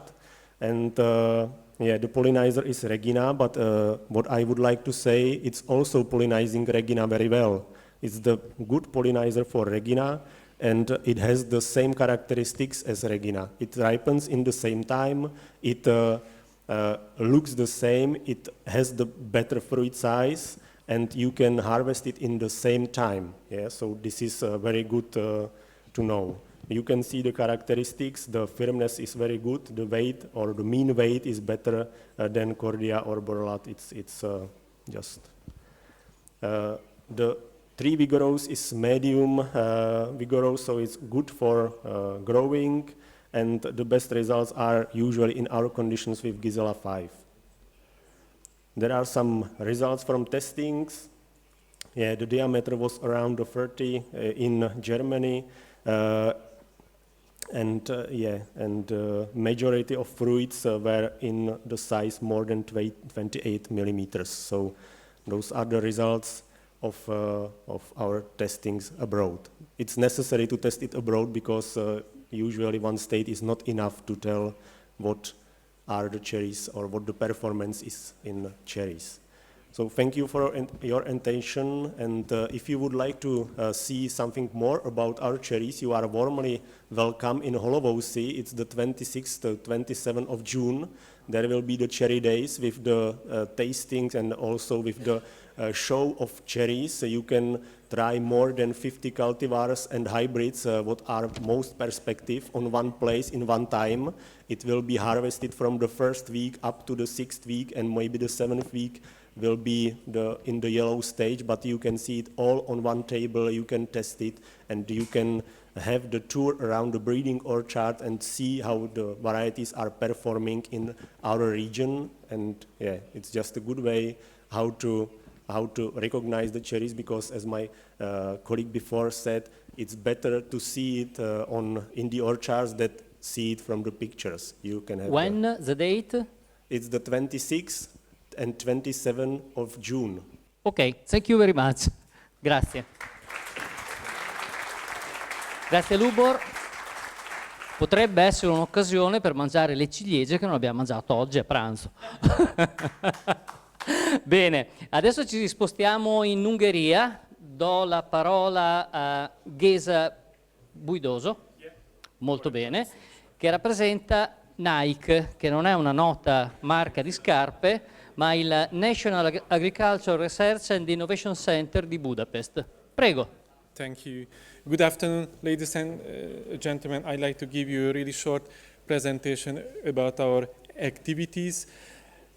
As the chairman said, I came from Hungary, from the National Agriculture Research and Innovation Center. This center has a countrywide network. There are 12 different research institutes dealing with agricultural research activities under the center. I work for the research institute. I work for the Research Institute for Fruit Growing and Ornamentals. There are 5 fruit breeding workshops in Hungary, and 4 of these 5 fruit breeding workshops belong to our institute. It is really important to mention the research station of Érd, which is located really close to the Hungarian capital called Budapest. is the center of the sweet and tertiary breeding programs. We used selection from the local population and crossbreeding as the breeding method. The odd one out fruit breeding workshop, which is not belong to our network, is the Szent István University, which is also located in Budapest. The researchers work on cherry rootstock breeding at the university. On this slide you can see our stars, let's say. I know that some of you have some information about them because we introduced them into the international market a little bit more than 10 years ago. Our first ripening cultivar is called Rita.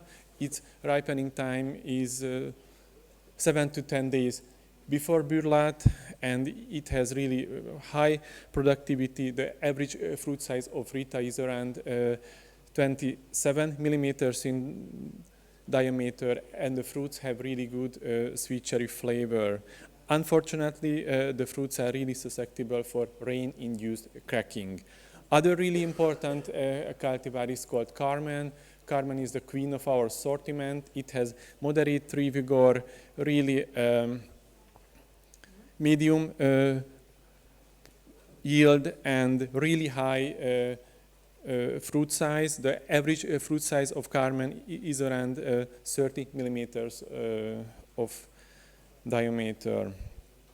Some German growers reported us that they reached 36 millimeters in diameter on Carmen among ideal climate conditions and fruit size conditions.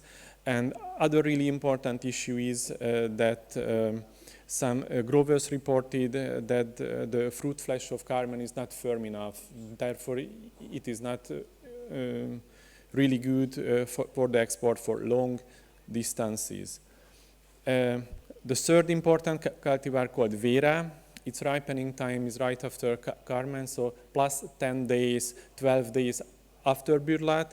It has really strong vigor, high productivity. The average fruit size of Vera is around 28 millimeters in diameter. We have just only one cultivar called with really firm fruit flesh called Anus, and this cultivar's ripening time is around Carmen and Vera ripening time, but unfortunately the average fruit size of this cultivar is around 24 to 26 millimeter in diameter. Other really important cultivar is called Aida. It has strong vigor, high productivity, and the average fruit size of Aida is between 26 to 28 millimeter. All 5 mentioned cultivars are self-sterile. We have just only one self-fertile cultivar called Paulus, and this cultivar's ripening time is right after Vera, and the average fruit size of Paulus is between 26 and 28 millimeters in diameter. On this slide you can see the ripening chart of our cultivars. Of course our breeding games are similar to the previously mentioned breeding games, and we also want to expand the ripening time. There is a really big stress on the early and on the late ripening cultivars.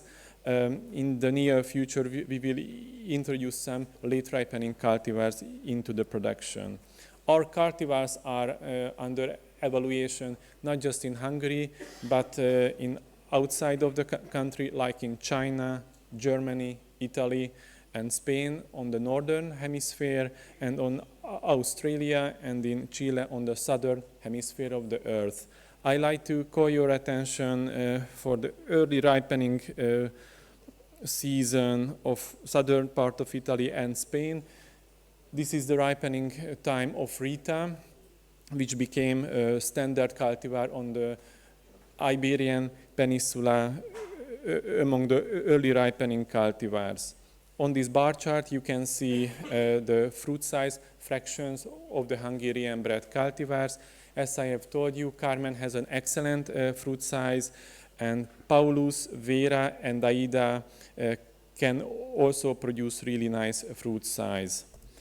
Of course, we haven't stopped our sweet cherry breeding program. There are some new cultivars. There are some new candidates which will be into the production in the near future. Especially, I am speaking about the top 2 pictures, but at the moment I cannot tell you any hybrid number or cultivar name due to patent and trademark reasons. Our cultivars are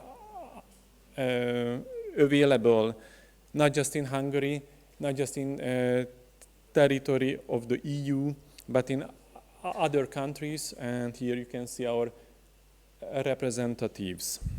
I'd like to give you short information about the final customers evaluation. You know, we just asked almost 900 unskilled final customers who buy the sweet cherries at the supermarkets or green markets, who support our industry, who financed our industry from 7 countries, from Bulgaria, Chile, Hungary, Japan, Italy, thanks to Daniela Giovannini, and Latvia and Turkey. And we were just curious about their opinion, what the sweet cherry must look like. Here you can see the fruit skin coral data. It is interesting to see that those countries having warmer climate conditions, or Mediterranean or sub-Mediterranean climate conditions, the final customers from those countries prefer to buy some sweet cherries with dark fruit size, fruit color, sorry. The fruit size is really important for the final customers in all participating countries except Chile. The final customers prefer to buy sweet cherries with medium or large fruit size up to 30 millimeters in diameter. And finally, we were just curious about the favorite character of the final customers among the asked ones. And in all participating countries, the taste was the most important character there. I'd like to show you 2 more innovations from the Szent István University. As you know, Hungary is located in the eastern part of Europe, and in our sweet and tart cherry orchards, the seedling rootstocks, especially the Mahéleb seedling rootstocks, are the most important and are the most used ones. At the university, they bred 3 clonal Mahéleb rootstocks, which can reduce the growth of the grown cultivars by 20 to 30% compared to the seedling rootstocks. And on this slide, you can see some really good characteristics of the new rootstocks, Bogdány, Egervár, and Magyar. I'd like to call your attention on their effect on the precocity, productivity, tree branching, and fruit size. And of course, the new bred rootstocks can tolerate well the drought period and the high lime content of the soil. And last but not least, I like to show you the Hungarian cherry spindle canopy, which is an ideal solution for the intensive orchard. It has a special pruning techniques, and this flat branching base canopy has just 1 scaffold level and young fruiting branches above it. That's all in nutshell. Thank you for your attention. Grazie infinite, Ghesa.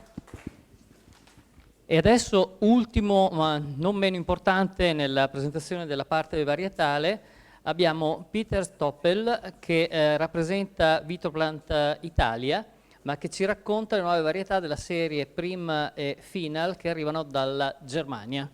Prego. Buongiorno.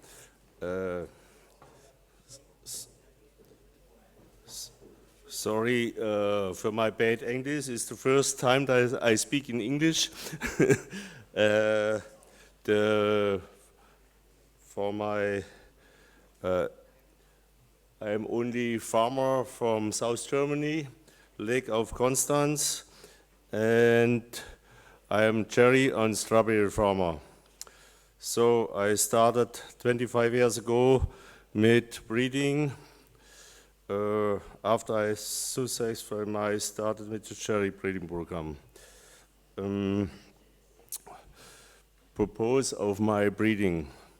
I always have problems then that were sent any firm good early varieties.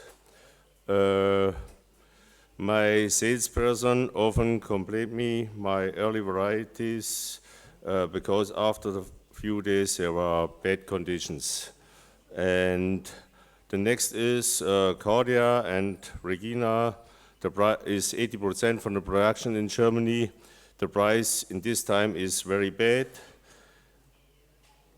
And everyone wants two varieties is in the culture. So, and the later varieties from Canadian, they not grow or not working in other humid climate.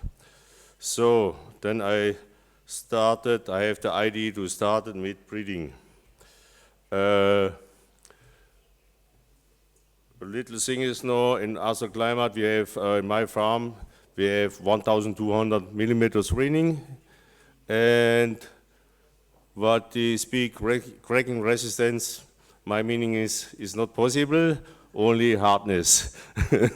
So we'll start with the, this is one for my early varieties. The grow habit is middle strong to strong. Flowering time early to middle. SLL 3-9. And yeah, there is the pollinizers in my farm. I have another own varieties. I tested also Pacific Red, but it's not in my farm in production, but it's too sensible in my climate. The productivity is good. Harvest time is so about 2 days after bollard. Hard shape and middle strong. The stem is middle to long.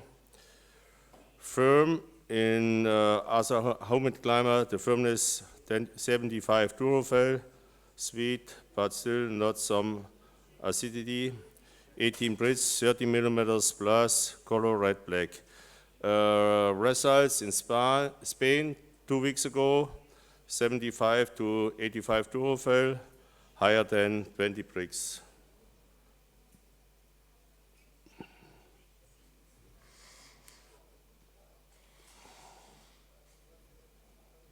The next variety, it's Prim 2-3. Grow habit is middle to strong. It's also flowering time middle early. SLL is 1-9. Productivity very good. It's also about 2 days after bollard, but they have a shorter picking time window. The form is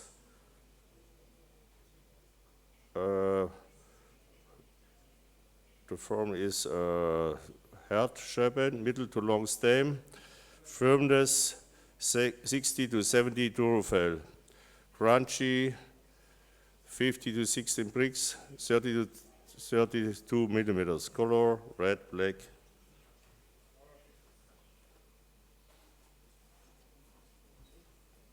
Oh, sorry, technical. This is the variety.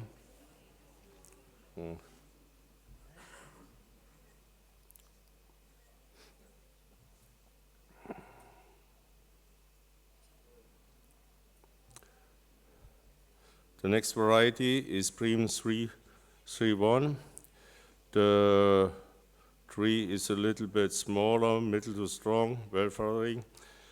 Early, the flowering time is the same, early to middle. SLL is 1-4. and another 2 varieties is for pollinizing in my farm. Productivity very good. The harvest is 5 days after pollard. Also heart-shaped, long green stem. Quality, the firmness is 70 Durofel, 70 bricks, 30 to 32 millimeters, and it's also dark red color.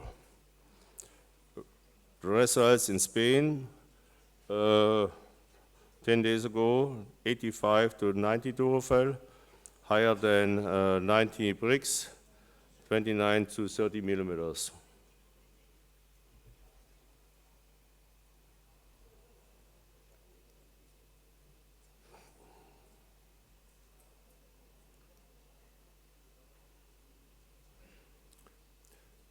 Then the late varieties started 1 week after Regina, the final 10. So I selected special for picking all 5 days another variety. This is the ID from this breeding. So the last variety in Germany, or the main, is the Regina, and after we have a good, I think it's a good market, and the final 10 is the come direct after Regina. The row habits is all middle to strong.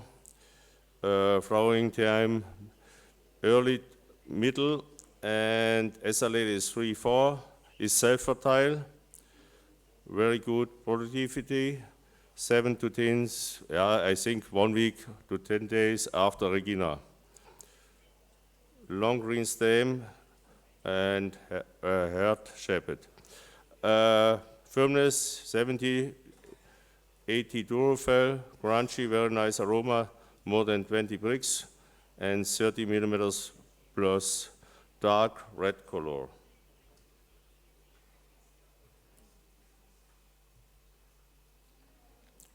The next is 5 days later, is final 11. Also, middle row habit is a little bit vigorous than the another variety, middle to strong. The SLA is also 3-4, self-fertile. Productivity very good. It's 10 to 15 days after Regina. This is in Germany similar with Sweetheart, so or a little bit later. Shape is white-haired, long green stem, 70 to 80 Durofel, more than 20 bricks, 30 millimeter plus, and black-red color.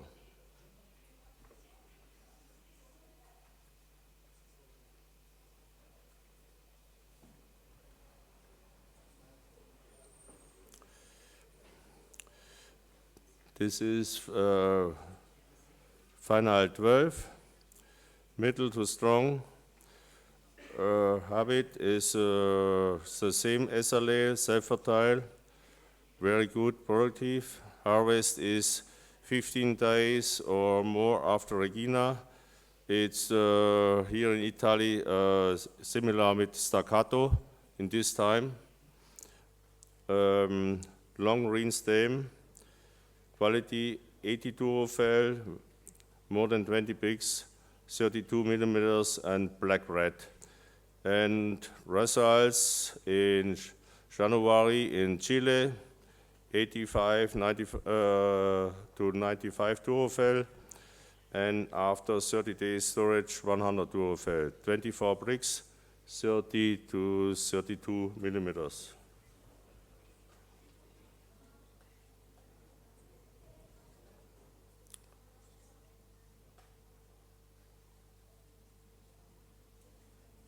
This is the latest.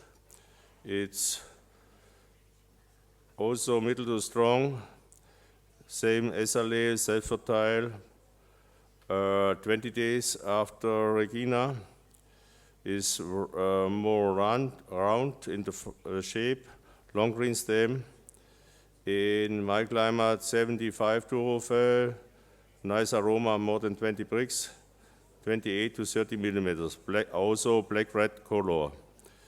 Results from Chile, 87 Durofel, after 30 days in the storage, 95 Durofel, and 25 bricks. When it's interesting, I have also in paper form the post-harvest results. I think for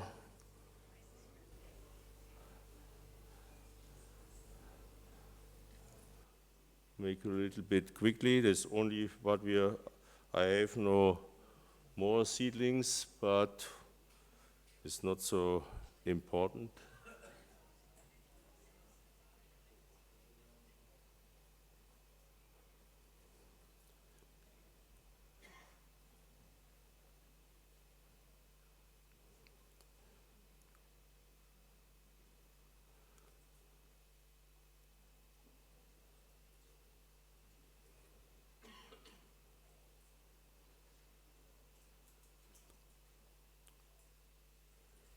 So, and I think for questions is no time here. No time now, but we have some time at the end of the presentations. Okay, very good. Thank you, Peter. Thank you.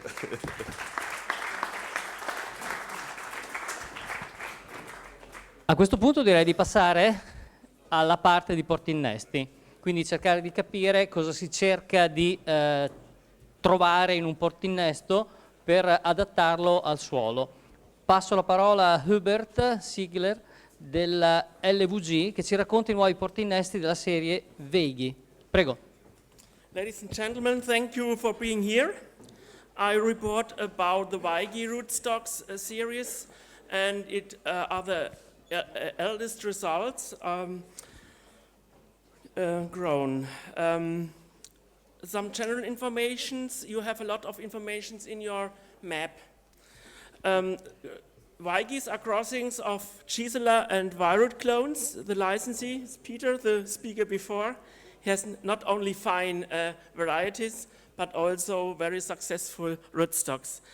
The trademark is Veigi, and there is a homepage, veigi.com.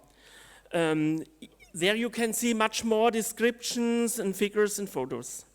The propagation of rootstocks is done by Vitroplant and Schrammer, and the cherry varieties on Veigi rootstocks are done by nurseries Grape in Germany and Fleuren in the Netherlands. Now I report about trials. They started 2004 with Veigi 1, 2, 3, 4, 5. In combination with Regina and Skina at 4 German locations. You see them on our map. Number 2 is me, where I'm working in the north of Bavaria. The other stations are one in Badenia in southwest of Germany, and in the other regions are in the middle of Germany. And as well in La Tapie in the south of France, where they are trained not like a spindle as we have done, they are trained as an open vase and irrigation was done there by micro sprinklers. Here is astonishing, you see the trees are very uniform and well branched, and it's in the year 4, and we had very amazing results, 24 until 30 kilo per tree here with Veigi 1 and Veigi 2 in the combination with Regina. And if you would extrapolate it, that would be about 22 until 27 tons with 900 trees per hectare. Next year, next picture, you see me 15 years before. There was a group from Chile visited our station, and they made this photo with even with this result. Another impression is the combination with Skina, also in the year 4, also well branched and very uniform trees. You see Veigi 5, and in the end of the row is Veigi 1. But the picture is distorted, so you cannot directly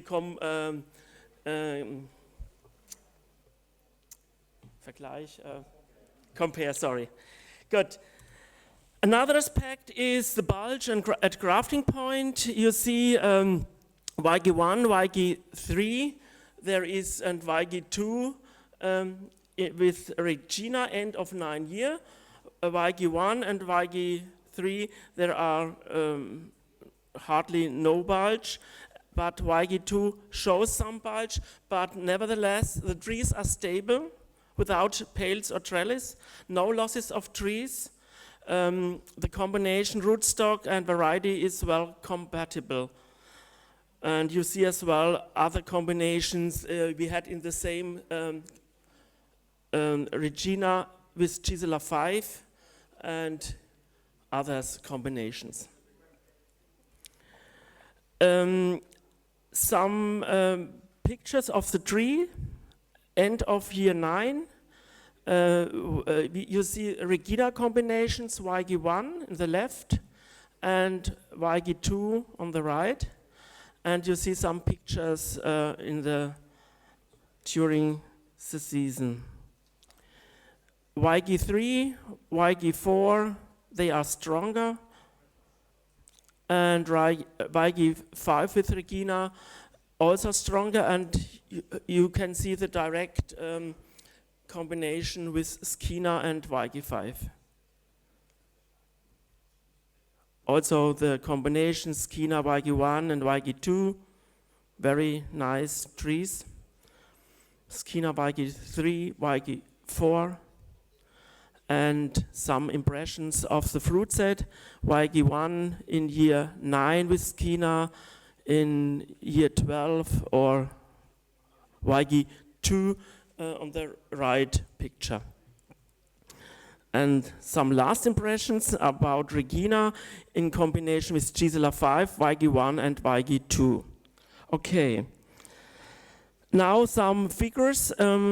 We had the vegetative growth of different YG rootstock at our location after year 11 or in year 11. You see the combinations, the most important, Gisela 5, YG1 and YG2. And we must see YG2 is the weakest among the 5 YG clones. YG2, the trunk cross section is like Gisela 5. The volume of tree about 8% stronger. YG1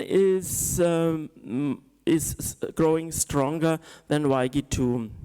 And the other YG1s, YG clone 3, 4 and 5, are rather similar with Regina in the combination, and they are growing more than YG2 and YG1. And as YG3, 4 and 5 are rather similar,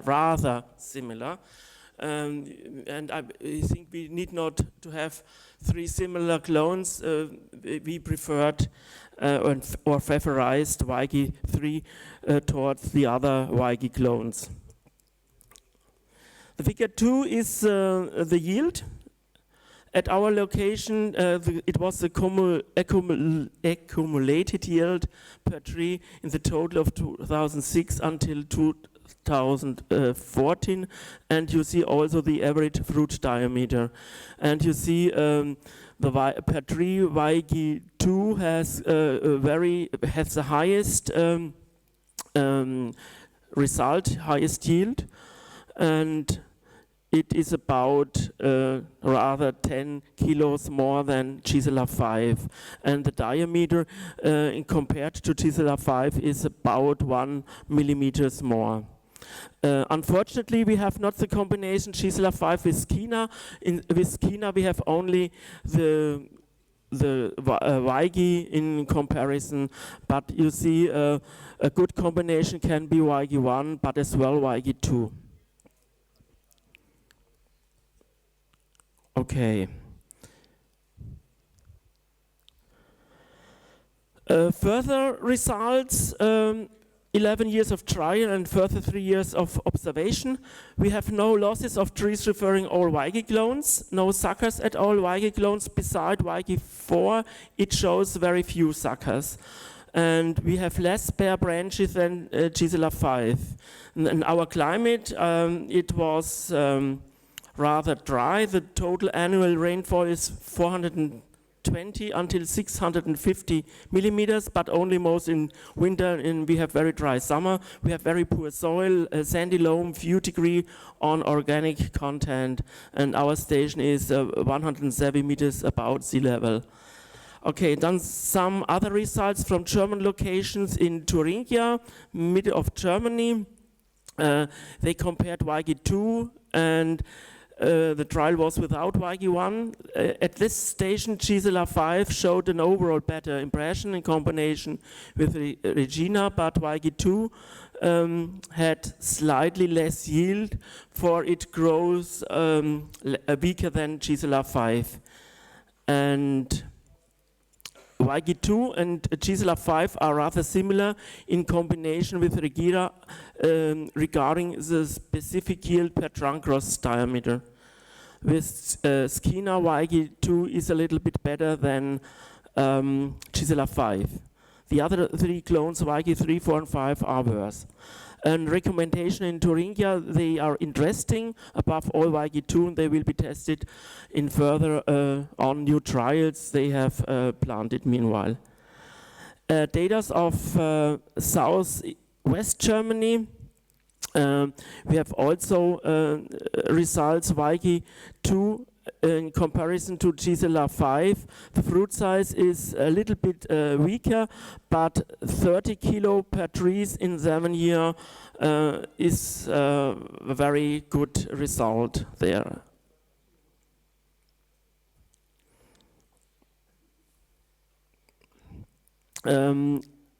Regarding the specific yield and fruit size with Regina, Gisela 5 has about 29.7 millimeters and Weige 2 has 29 millimeters. I think it's okay for Regina. The conclusions there with Gisela 3, Gisela 5, Gisela 6 and Pico 1, and now additionally Weige 2 in future, we have good options for intense cherry orchards. Weige 2 will replace Pico in this region, and for special orchards, e.g. shaking cherries for processing, rootstock recommended so far are Alcavo and Pico 1, and in future Weige will be imaginable. And the last results are from Orchard La Tapie in south of France, in the Rhone Valley.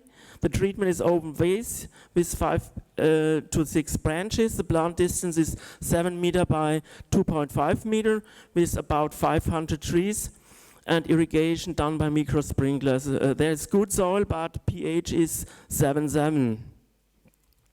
The oral communication with Mrs. Pinzon, who had done the trials, Gisela 5 is too weak there, and that's why not recommended there. Gisela 5 shows problem with heat,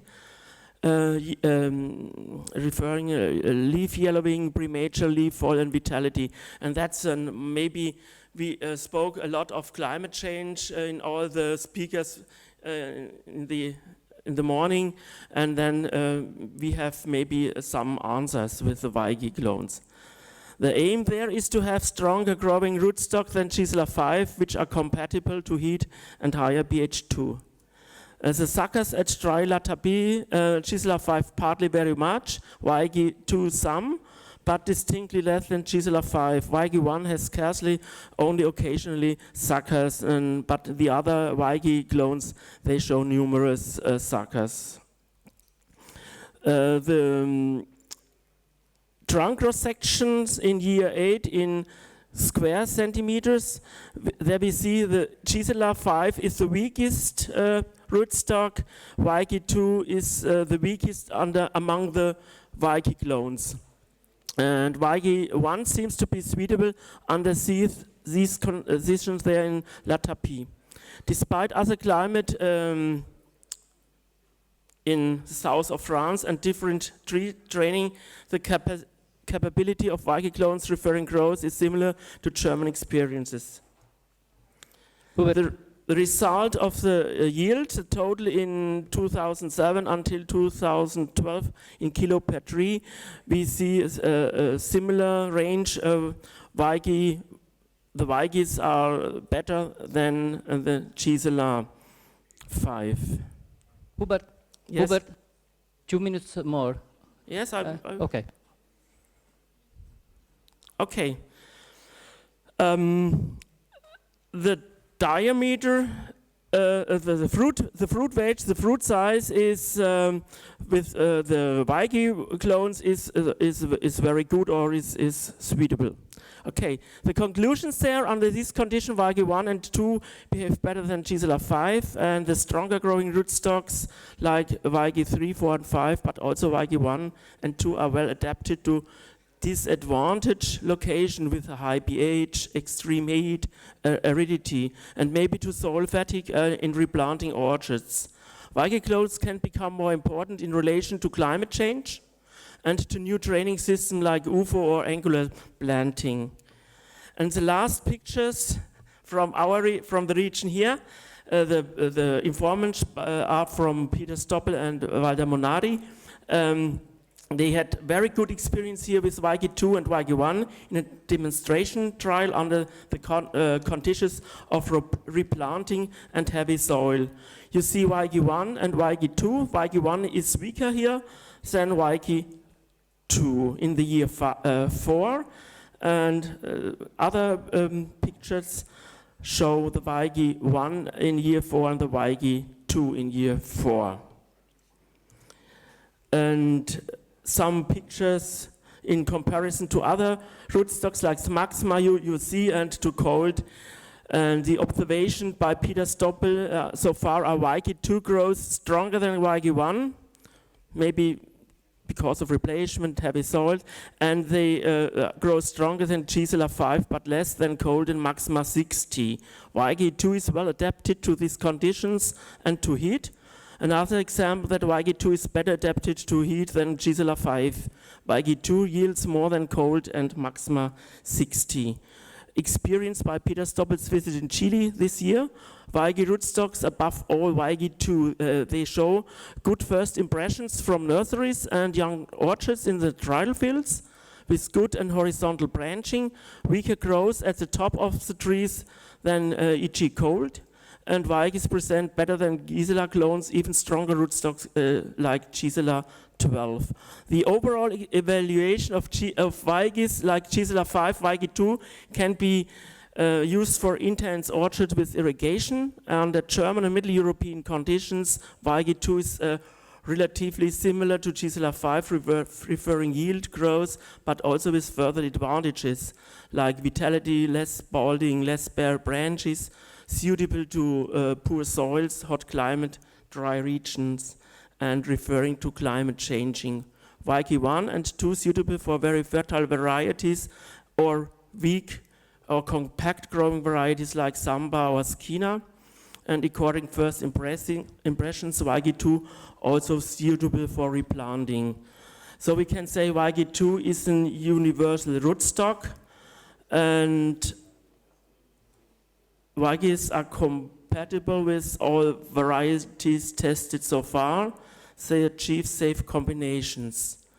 In Germany, there are more trials done with Gisela and Weige clones. I think Weige is the must-have rootstock, or one of the must-have rootstock in future. Try them, and thank you for your attention. Grazie, grazie Hubert.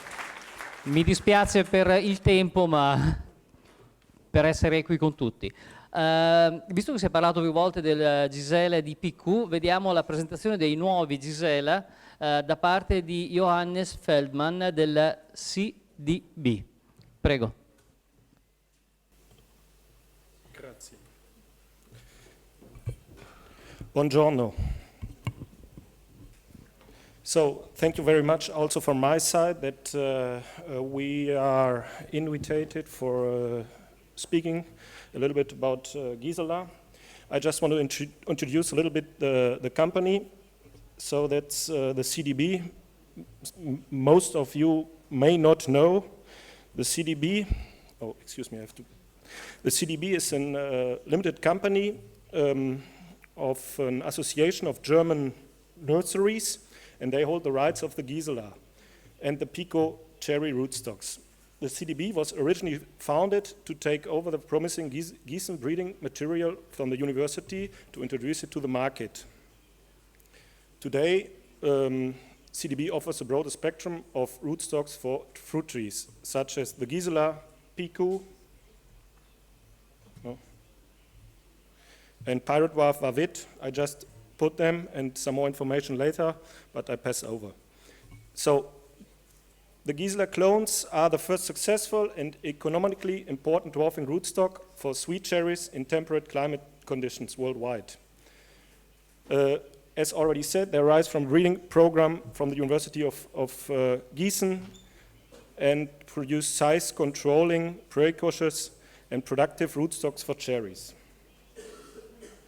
Within the huge material of hybrids of different origin, there was a broad spectrum of size control from very dwarfing to very strong, from suitability for intensive high-density cultivation and undercover to vigorous types for extensive cultivation and replant soils.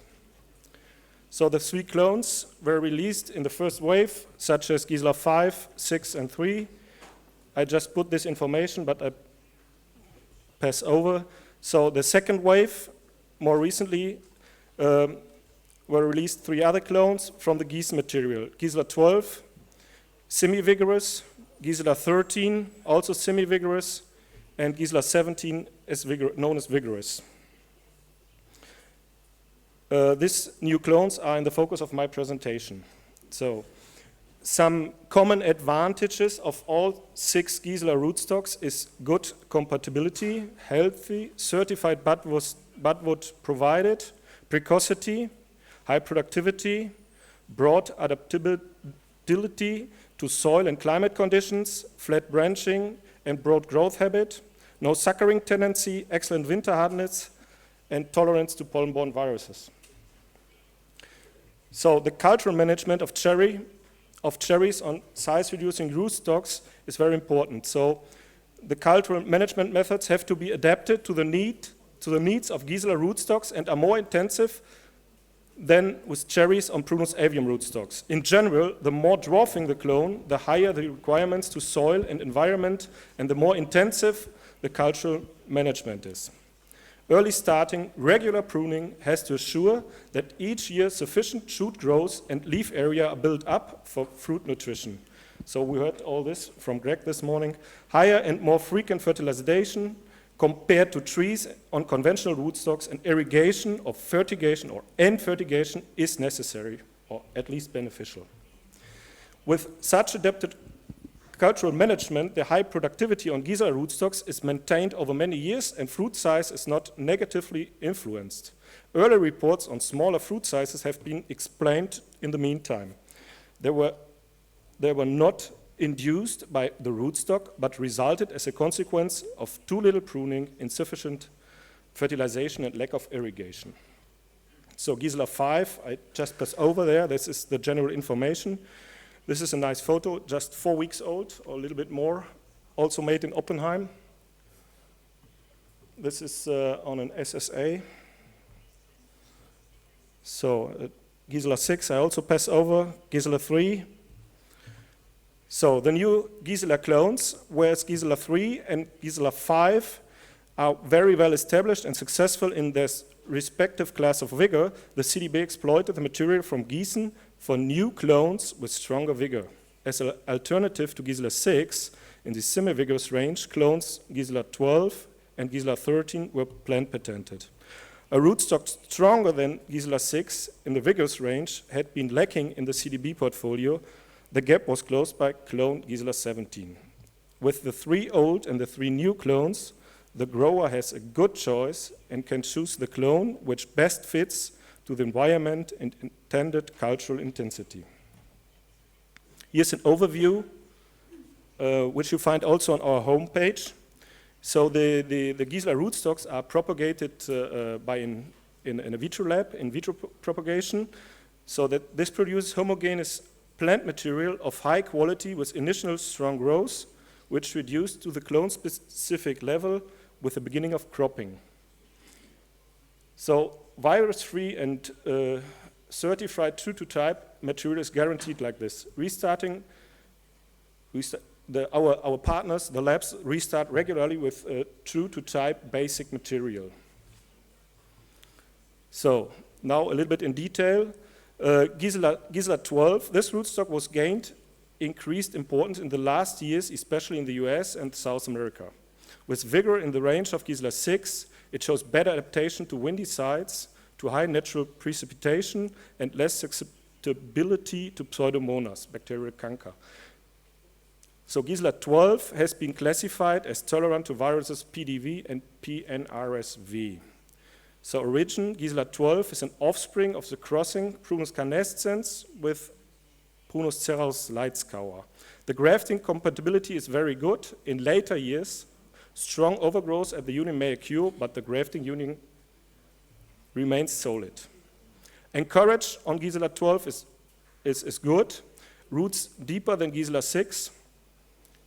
The crown structure is open and in later years even broader than on Gisela 6. Suckers are not produced. After pruning, new shoots are easily formed. Gisela 12 induces precocity, less fruitfulness compared to Gisela 5 or 6 is assessed as positive, as even in combination with self-fertile varieties. Cultivars, no overcropping results, and good fruit sizes can be achieved without thinning measures. Besides good winter hardiness, Gisela 12 also has an adaptation to hotter climates. Good soil conditions are recommended. Very heavy soils should be avoided. Gisela 13, with a similar size control, it depends on the conditions, can be a little bit more, a little bit less. The new rootstock is regarded as an alternative to Gisela 6, as it performs very well under less favorable environmental conditions and is very well suited for self-fertile cultivars. Gisela 13 is a hybrid of the crossing Prunus cerasus Schattenmorelle with Prunus canescens. It's the same crossing as Gisela 3, 5, and 6. So grafting problems have not been reported. There's only a little overgrowth of the grafting union. Size control of Gisela 13 is comparable to Gisela 6, as already said. It induces stronger growth than on 5. Anchorage is good, suckers are not built. The yielding potential induces an early beginning of cropping, even under less favorable growing conditions and in combination with self-fertile cultivars. High yields and good fruit qualities are achieved. This clone has performed very well with high yields and good fruit sizes under conditions suboptimal and on replant soils.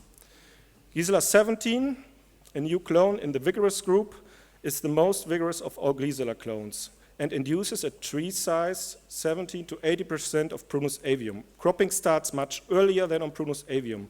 It is very robust and healthy and can cope in inferior environmental conditions and in extensive cultural management. It is the rootstock of choice for beginners, for growers who used conventional rootstocks before, are not yet familiar with high density cultivation, prefer greater plant distances, and for sites with only medium quality of no irrigation possibility. Gisela 17 facilitates the transition from vigorous to size-reducing rootstocks because of good compatibility and health. This rootstock is a very good alternative to Maxima. Gisela 17 originates from the crossing Prunus canescens with Prunus avium mazat. The genetic condition is diploid, so due to Prunus avium being one of the parental species, it has a genetic basic for stronger vigor than all Gisela clones. Compatibility is very good and the grafting union is smooth. Trees on Gisela 17 will reach, we had that already. The anchorage is good, no support is needed, and Gisela 17 does not build suckers. Negative characteristics or tree losses have not been reported. Despite of the relatively strong growth, this clone induces early cropping, noticeable good fruit sizes were achieved on Gisela 17. As there is little danger of overcropping, it is possible to combine this rootstock with self-fertile cultivars. Gisela 17 is less demanding to soil and climatic conditions and intensity of cultural measurements than Gisela 5. This rootstock is very robust and adapted to replant conditions. This is a photo on also 4 weeks old, Belize on Gisela 17. Outlook. At Gießen University, a second breeding cycle was started in 1979 to produce new rootstocks from sweet cherries, possible even improved ones. So among over 1,000 new hybrids, the most interesting offspring of the second breeding cycle are hybrids between Prunus cerasus and Prunus canescens, and reciprocal similar parentage as Gisela 3, 5, and 6, 12, and 13, but involving new forms of Prunus cerasus. Three-way hybrids with Prunus cerasus as female and hybrid Prunus canescens with Prunus avium or reciprocal as male parent. So 9 new selected clones are planted this year in spring 2019 at several European trial stations just to see how they support under these different conditions over whole Europe. So the CDB also markets the Pico rootstocks for cherries. Cherry rootstocks originate from a breeding program at Dresden-Pillnitz in Germany. The aim was the production of rootstocks with good fruit, with good compatibility, less vigor than Prunus avium, high yields, and early beginning of production. Hybrids of different weak-growing Asian Prunus species with each other and with Prunus avium and Prunus cerasus were produced. After long-term testing for suitability, as rootstock with several cultivars, 3 clones were selected, Pico 1, Pico 3, and Pico 4. All 3 clones are tolerant to PDV and PNRSV viruses, compatible with sweet cherry cultivars and self-supporting and robust. So this is a short overview. They are Johannes, 2 minutes yeah, more. okay, thank you. All Pico clones are classified as vigorous, Pico 1 being the weakest, Pico 4 medium, and Pico 3 is the strongest clone. This is uncertainty about the vigor, as under some conditions is even weaker than Gisela. Pico 1 is under some conditions even weaker than Gisela 5. After initial strong growth, the typical level of size reduction is only reached in later years. So, the yielding potential is under certain conditions very good, and it's very early, but precocity is not as pronounced as with Gisela clones. All 3 clones have a high yielding potential, even without irrigation, good fruit sizes are achieved. So very important is on Pico clones, they are bred in eastern Germany in a sandy, light soil area. So never put Pico on heavy clones because they're prone to waterlogging. So this is an overview. And so far I understood everybody can download these presentations from the homepage. I just put the information on Pirate Wharf and Vavit, but that's not our goal today. Grazie mille. Thank you very much, grazie. Grazie Johannes. Bene, siamo alle conclusioni. L'ultima relazione ci viene offerta da Frank Mass, che arriva dalla USA e ci parla di nuovi porti in essere della serie Krimsk, che in questo caso sono russi. All around the world. Good afternoon, everybody. Thank you very much for staying until the last presentation of this symposium. Of course, I also would like to thank the organization and especially Battistini Nursery for the invitation and the possibility to introduce to you the breeding program of the Krimsk breeding station. I'm not from the USA. I am from the Netherlands. Oh, I work part-time as a fruit scientist for a Norwegian fruit institute in Norway. And the rest of my time, I do consultancy for different companies, one of them being Varieties International, which is the global licensee for the Krim's breeding, for the Krim's rootstocks outside of Russia. So this Krim's experimental breeding station is located in the south of Russia, near Krasnodar, and near the Crimea Peninsula, and they have started breeding rootstocks for all kinds of stone fruits by hybridization of different prunus types. And they have over 6,000 individual genotypes of prunus. And what is important to know is that this is a region with very heavy clay soils. They have initially no possibility for irrigation, so all these early selections are being selected on the conditions of heavy soils, heavy clay soils, sometimes waterlogged soils, and sometimes very dry periods during the warm, hot summers.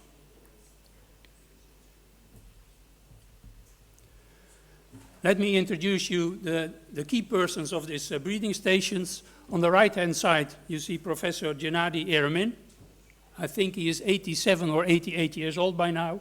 He has been collected all his life prunus genotypes and is still going on expeditions into the remote parts of Russia to find new prunus genotypes.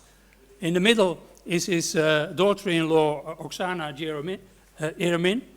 She is taking over the breeding program from her father-in-law, and she's also in charge of a cherry variety breeding program, but it is not the topic of my presentation today.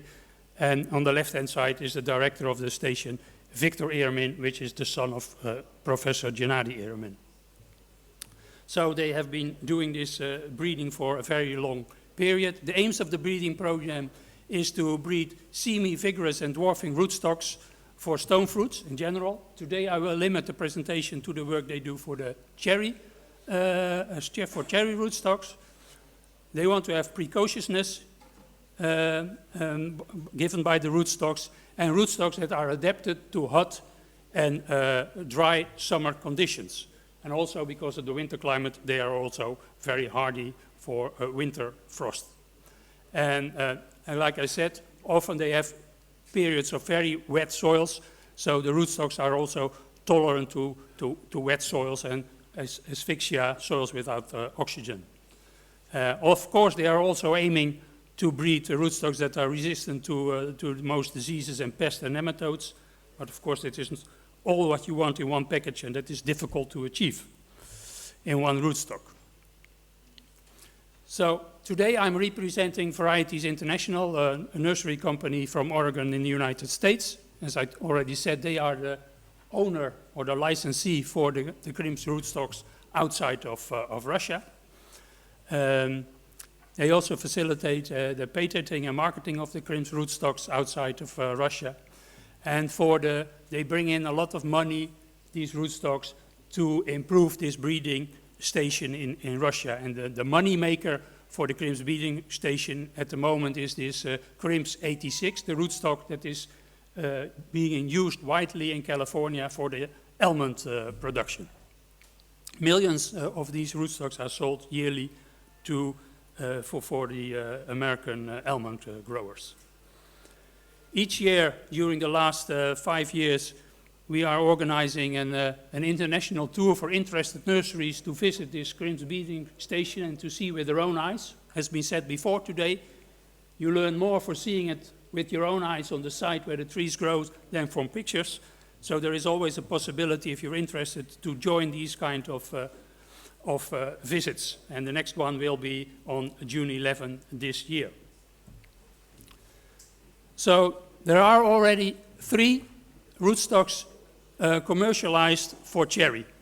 And there are a few papers in literature, one of them written by myself from a small trial I did in the period I was working as a fruit scientist in the Netherlands for the fruit research station there. This is Krim's 5. You can see the parentage. It's also all the information and more characteristics are listed in the booklet of this symposium. but I've listed the main characteristics here. It has a vigor 80% of Mazar seedling. The precocity is between Mazar and Gisela 6. It has a lower flower density than with the Gisela 5 and 6 rootstock, but we think that makes it very suitable as a rootstock for self-fertile varieties to prevent overproduction. It is more tolerant to wet soils without oxygen, drought and heat stress than Gisela 5 and Gisela 6. There is a drawback. It's very sensitive to Prunus necrotic ring spot virus and Prunus dwarfing virus. The second one that is on the market is Krims number 6. It's a bit more vigorous than, it has a vigor of about 70% of Mazar. It is more precocious than Krims 5 and similar in the range of Gisela 6. I must mention that all this information is based on observations done in this area in Russia. And we have only a few trials, one in the United States and one in the Netherlands, that are published. And then you can see that they are a bit more vigorous than the Gisela 5 and 6 on the conditions where you well irrigate them and fertilize them as we are used to do in the northwestern European or the south of Europe in this area.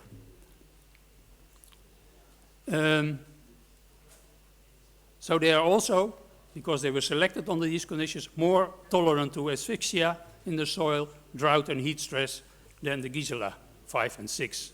But again, they are very sensitive to these two types of viruses.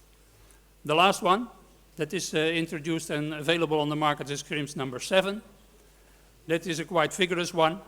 It's more suitable for replant situation, and just like Johannes Veldman said, for growers that are changing from seedling or very vigorous rootstock to a more dwarfing type, but not yet the most dwarfed rootstock. So they can learn to grow more trees with a lower vigor and with a higher demand for irrigation and fertilization. Again, this one is more precocious than Mazar and Colt, equivalent to Mahaleb, more tolerant to asphyxia and drought and heat stress than the two Giselas I already mentioned, and they are not sensitive to either viruses. That was the introduction of what has been realized by the Krims breeding station. And here I show a picture why I think some of these newer selections of this breeding program are interesting for certain areas in Europe. I think when I'm looking to my own country, where we increased, like Greg said this morning, cherry production in 10 years by 100% by changing the rootstock to the Gisela type rootstocks, there is no place for these type of rootstock from the Krims area at the moment in countries where you have good soils and good possibility for irrigation and fertilization, you have good soils. But in other areas, like in very hot areas in Turkey, Giselas have some drawbacks that they don't really like this type of heat and drought stress. And there we think, and there is also a lot of interest from Turkey, amongst other countries, for these type of Krims rootstocks that I just mentioned. A few slides about the way they propagate these rootstocks at the Krims breeding station. They do it by cuttings. Here is an example of one of the hedges. They take the cuttings, dormant cuttings or cuttings with a few leaves late in the season. They are easy to root after a treatment with root-promoting hormones like IBA. You can root them. You can accelerate the rooting by doing them in a low-tech greenhouse with some sprinklers to increase the humidity. But if you give the treatment on dormant cuttings without leaves after IBA treatment, you can also root them very well outdoors when you plant them and the soil temperature has increased above 12 degrees. Also, the breeding station has invested in a small in vitro laboratory, And in the breeding program, they are also using embryo rescue techniques to raise the new plants from the crossings. Evaluation of rootstocks is always very important, and not only at one location, but as many locations as possible and with as many varieties as possible to get a good impression of the value of any new selection. I think that is very evident and clear after all the presentations we have seen today.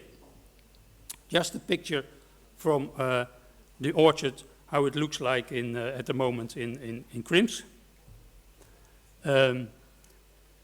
Next to the evaluation done by the Krims breeding station itself, we have some partners.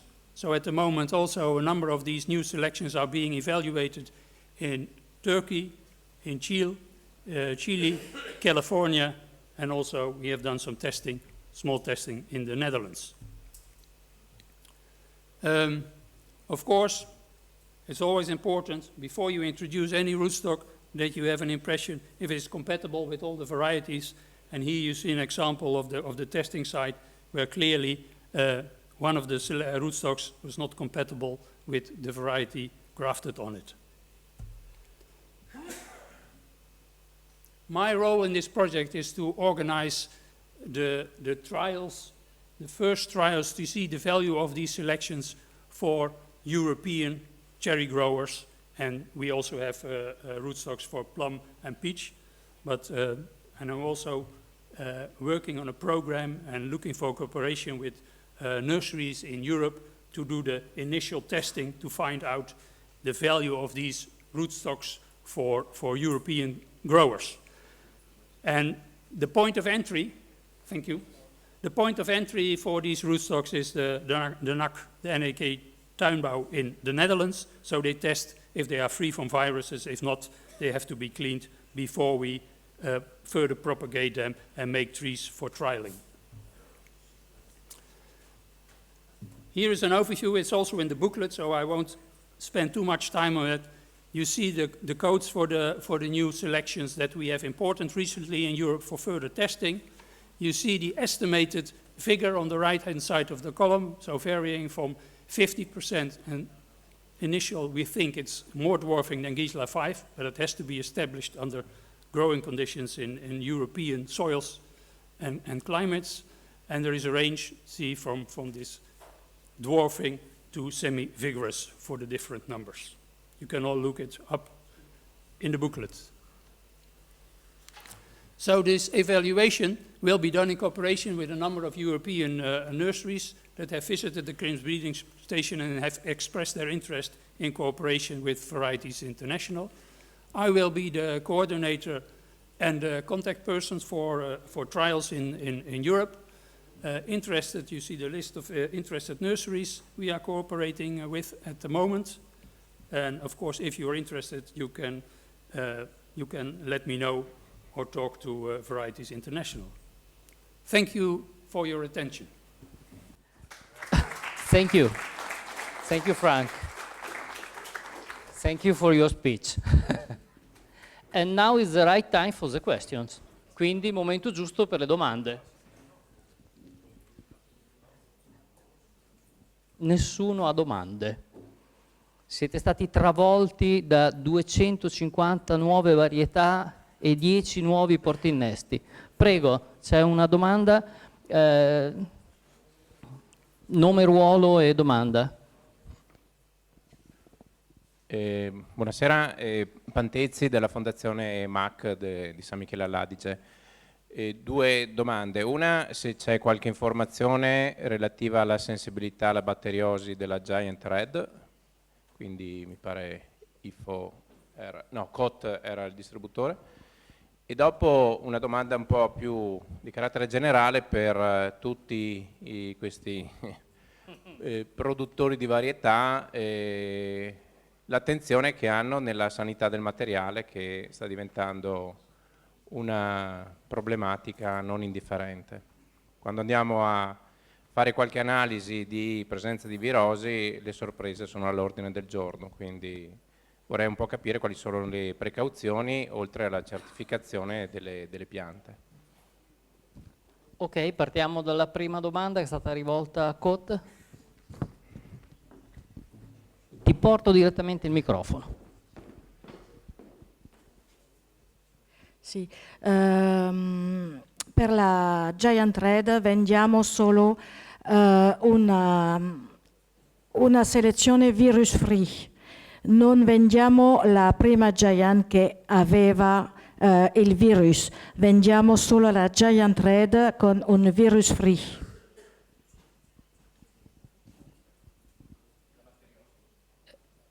Per la batteriosi dicevi, non la virosi. Non abbiamo visto mai batteriosi nella Giant Red. In Italia avete avuto problemi di questo genere nella zona del Trentino? Molti?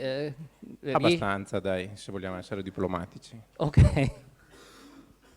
Non ci sono ulteriori informazioni su questo ambito.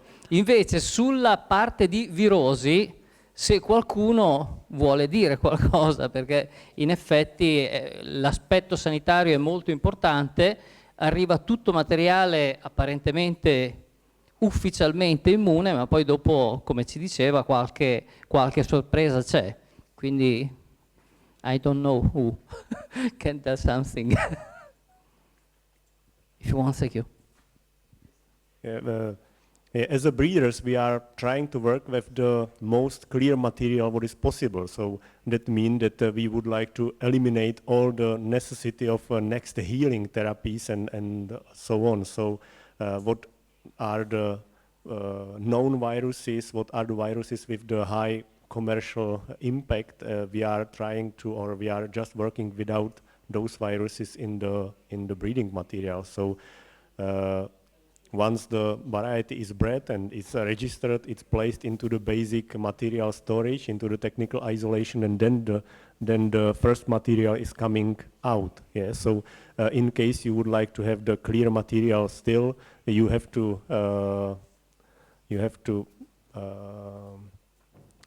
still have the certification scheme running. Yeah. So this is the first protection.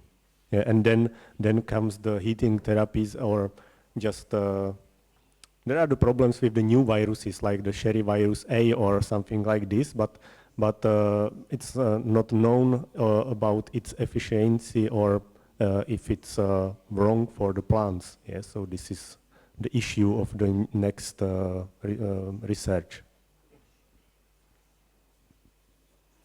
Thank you, grazie. Altre osservazioni da parte vostra? Un'altra domanda. Grazie dalla Sicilia, buona memoria. Rivolgo i miei complimenti a tutta l'organizzazione, perché per me si è esaudito un sogno che avevo il desiderio di attingere a una serie di informazioni che ho avuto modo e occasione di avere oggi. Grazie immensamente. L'ultima domanda rivolgo, grazie gentilissimo. Essendo in Sicilia, essendo sottoposta a delle condizioni climatiche molto calde in estate, che raggiungiamo circa i 40 gradi, avevo bisogno di avere il consiglio per porta innesto e per varietà indicata in queste condizioni climatiche. L'intento è quello di essere il produttore di primizie di ciliegie d'Italia, quindi iniziare quanto prima possibile. Questo è lo scopo. Quindi se i due soggetti professionisti in materia... Sarebbe importante sapere se c'è esperienza sulla resistenza dei portainnesti di ciliegio ai nematodi, che in Sicilia sono abbondanti in alcuni casi, in alcuni terreni sciolti. Stop. Quindi la prima domanda è sui portinnesti per le zone calde, quindi penso che dall'esperienza che sei fatto, poi vediamo anche gli altri relatori. Prego. The three of us on this row were just making a remark that each of us has at least one rootstock that is worth being tested under your conditions.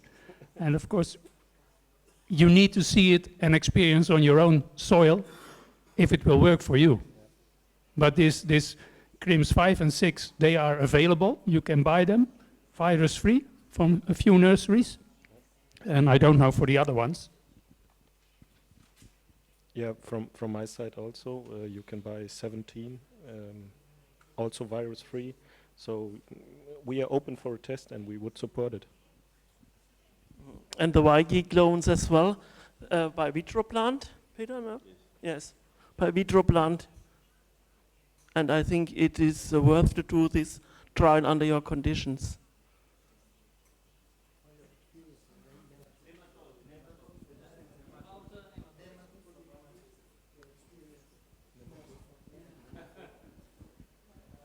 I honestly don't know about this nematode sensitivity of CRIMS 5 and 6, so we have to see.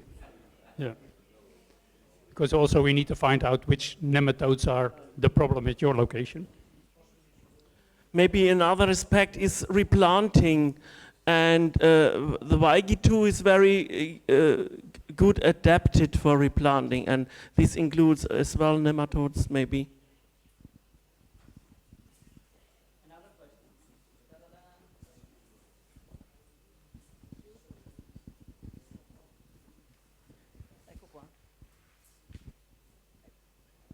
Buonasera, noi veniamo dalla Puglia. La nostra domanda è rivolta sempre sulla questione dei porti innesti. Vorremmo informazioni riguardo la serie Weigi e Gisela su un terreno a un'altitudine di 410 metri, terreno argilloso medio-impasto con presenza di calcare. Quale sarebbe il porto innesto più indicato? Poi di conseguenza una seconda domanda rivolta ai produttori di varietà, e in base al porto innesto indicato dagli esperti quale sarebbe la varietà più indicata nelle medesime condizioni. Una specie di consulenza in diretta. Maybe one answer can be here. In Vignola they have heavy soils, and they are standing the Weigi rootstocks. You should come and see them here. And Paulo, have you, what kind of soils you have in Chile?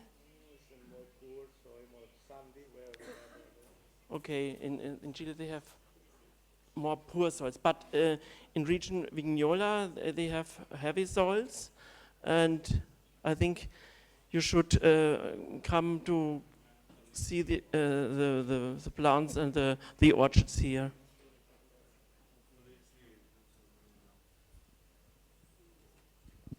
And about variety?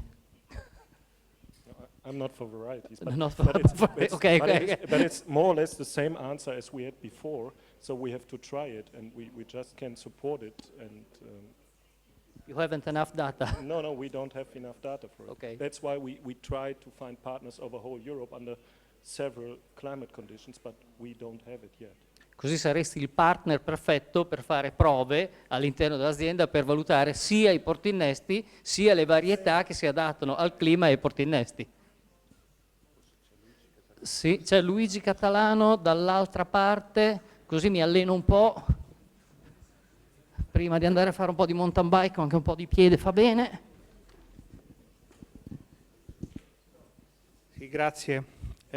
Volevo prima di tutto, puntualizzare un aspetto. Quando si parla di nematodi, già l'amico della Sicilia, bisognerebbe anche specificare che tipo di nematodi sono. Sono nematodi galligini, pratilencus, vettori di virus, perché in realtà ci sono dei portinnesti che possono galligini. Allora, i galligini si possono benissimo controllare, con una gestione del terreno, perché tra i portinnesti che noi abbiamo attualmente credo che non ce ne siano, per quelle che sono le mie modeste conoscenze, non ce ne siano di resistenti ai galligini. Quindi una buona gestione prima dell'impianto e poi una gestione post impianto ci permette di evitare il problema.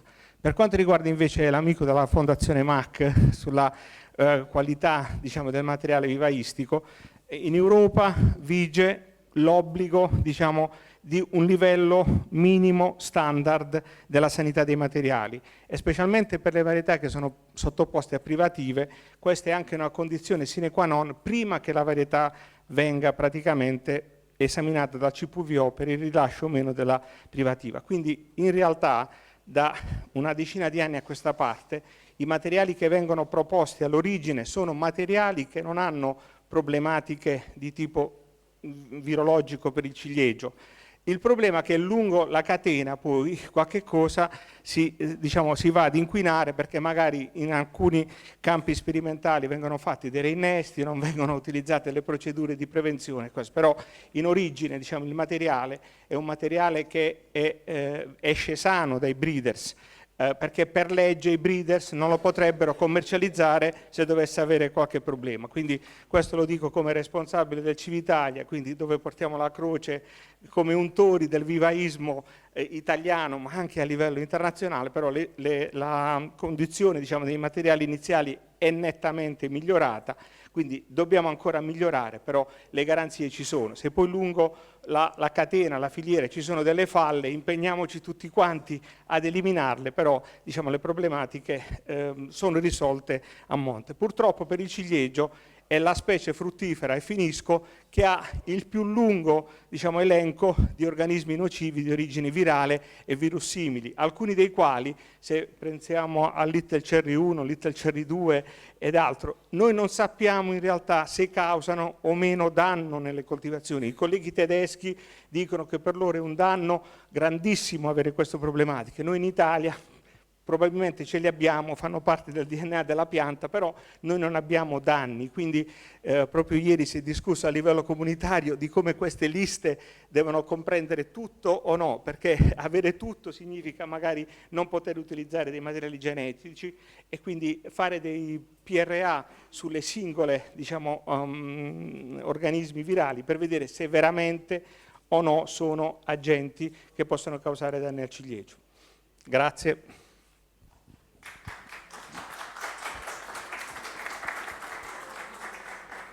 Altre richieste di approfondimento, altre domande? Sì, c'è, prego.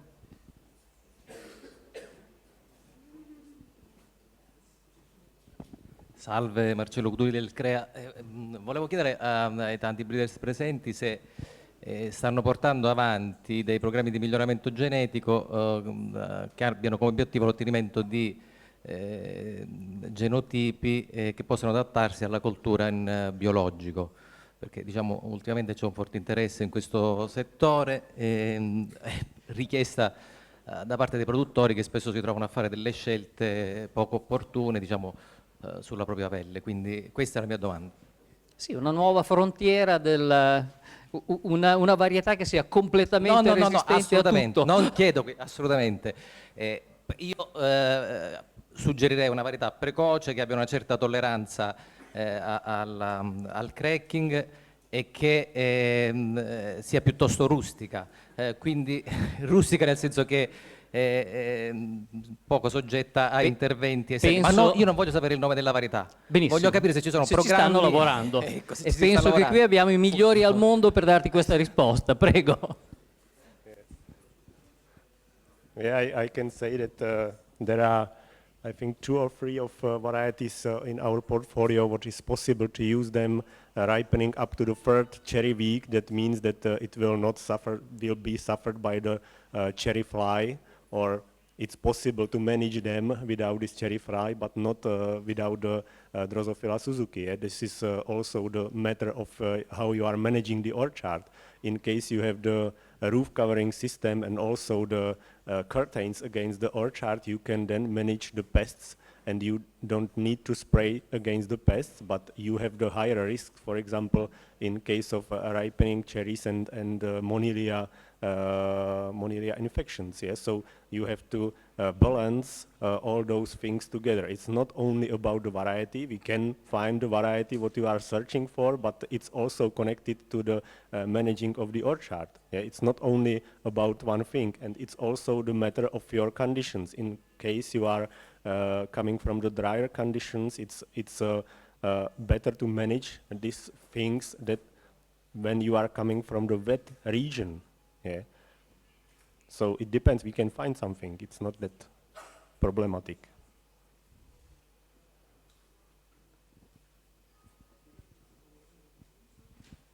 More answers? Okay. Yes, I wanted to add also that I don't think that we have for the moment varieties that are completely resistant to Monilia or to cracking, 100% resistant, which could be used in organic agriculture. But for sure, as breeders, we have to keep on looking for new materials. That's why I was mentioning that it's interesting to enlarge our genetic base and try to find new genotypes that could bring these resistances. And also, I think that with the problem of Drosophila Suzuki, maybe a fully protected orchard is the most realistic option for organic production now. At least in our conditions in France, I think it's very difficult to do organic production with Suzuki today, amongst other problems. But maybe this is the first. Thank you. Qualche altra domanda? Perché c'è un'ultima domanda in questa sezione, prego.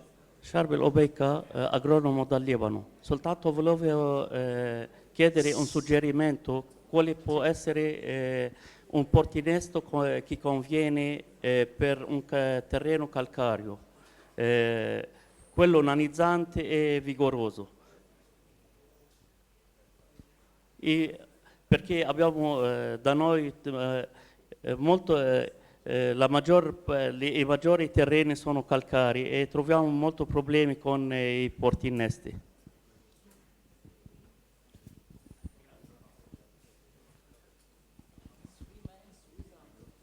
So it's still the same answer. We don't know, but no, we don't know.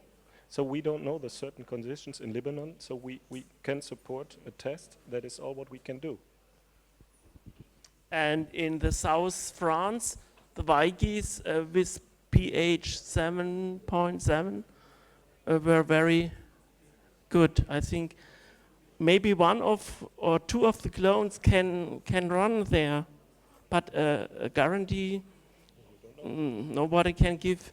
But the expectation or the chance to have a good rootstock can be among the Weigi clones. Da solito noi usiamo principalmente il Prunus Mahaleb, ma come i portinesti nanizzanti lì è il problema, che abbiamo provato tanti portinesti nanizzanti che non vanno bene in questi tipi di terreni. Soltanto la domanda è per come i portinesti nanizzanti, quali possono essere i suggerimenti che potete dare? It's hard to say, but nevertheless you can use a wall to put the trees on a wall. That can help. This helps in other fruit like raspberries. If the soil is not suitable, you make walls.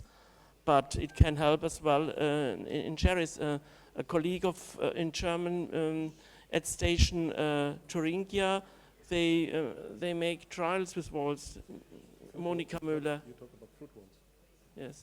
Yeah, but the question was dwarfing rootstock. Yeah, but on a soil wall. On a soil wall. Yeah, of course. I mean a soil wall, a wall of soil. Yeah, then you pick. Yeah.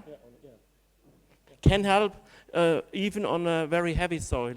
In Spain also. Do you know what the pH of your soil is? 8.5. 8.5. Oh, that will be very high and will alto, molto alto. We will give problems with uptake of certain nutrients, I'm sure. pH molto alto. What you could do if you're going for really dwarf rootstocks and you have the money is you can have a kind of system where you have a pot-in-pot system, or you make a trench and fill it with a more suitable soil. And that are things, if you have a good irrigation and fertigation system, that works. In the Netherlands, they are doing trials at the moment with trees on Gisela in air pots, and that works very well. And even they can spread the production season by placing the trees in pots in cold rooms in the wintertime and taking them out at different times in spring to also spread the time of harvesting. But that is just some ideas, but you need money and facilities to make that possible. Similar to long canes. Similar to long canes. Similar as they're doing with the long canes with raspberries. Yeah. It's like hydroponic. Yeah.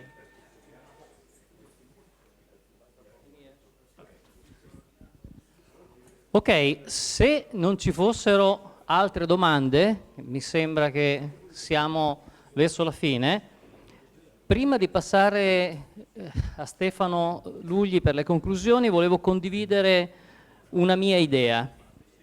La prima è, due idee.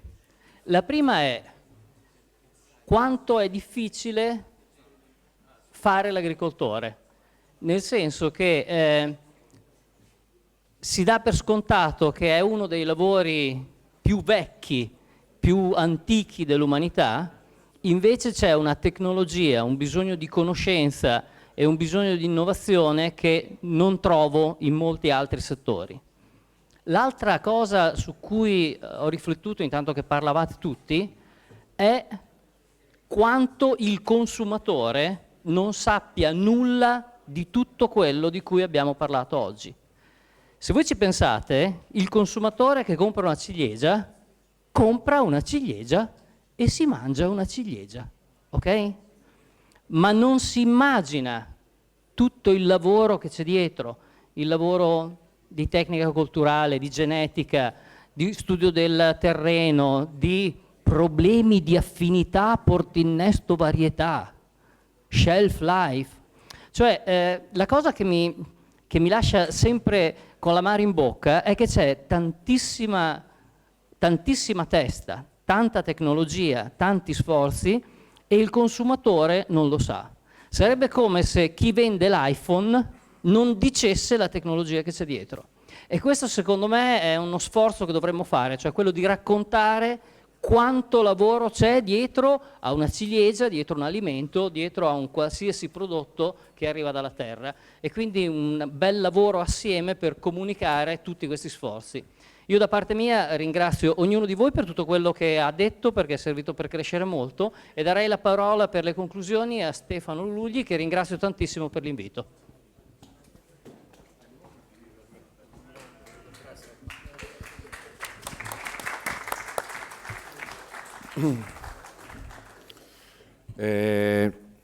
Rubo solo 5 minuti per alla fine dirò di nuovo qualche indicazione tecnica per gli spostamenti, ma secondo me è stato molto interessante anche il seminario di oggi, perché finalmente si è iniziato a parlare di valore delle varietà anche con un'ottica diversa da quella che eravamo abituati a ragionare, pensare, creare.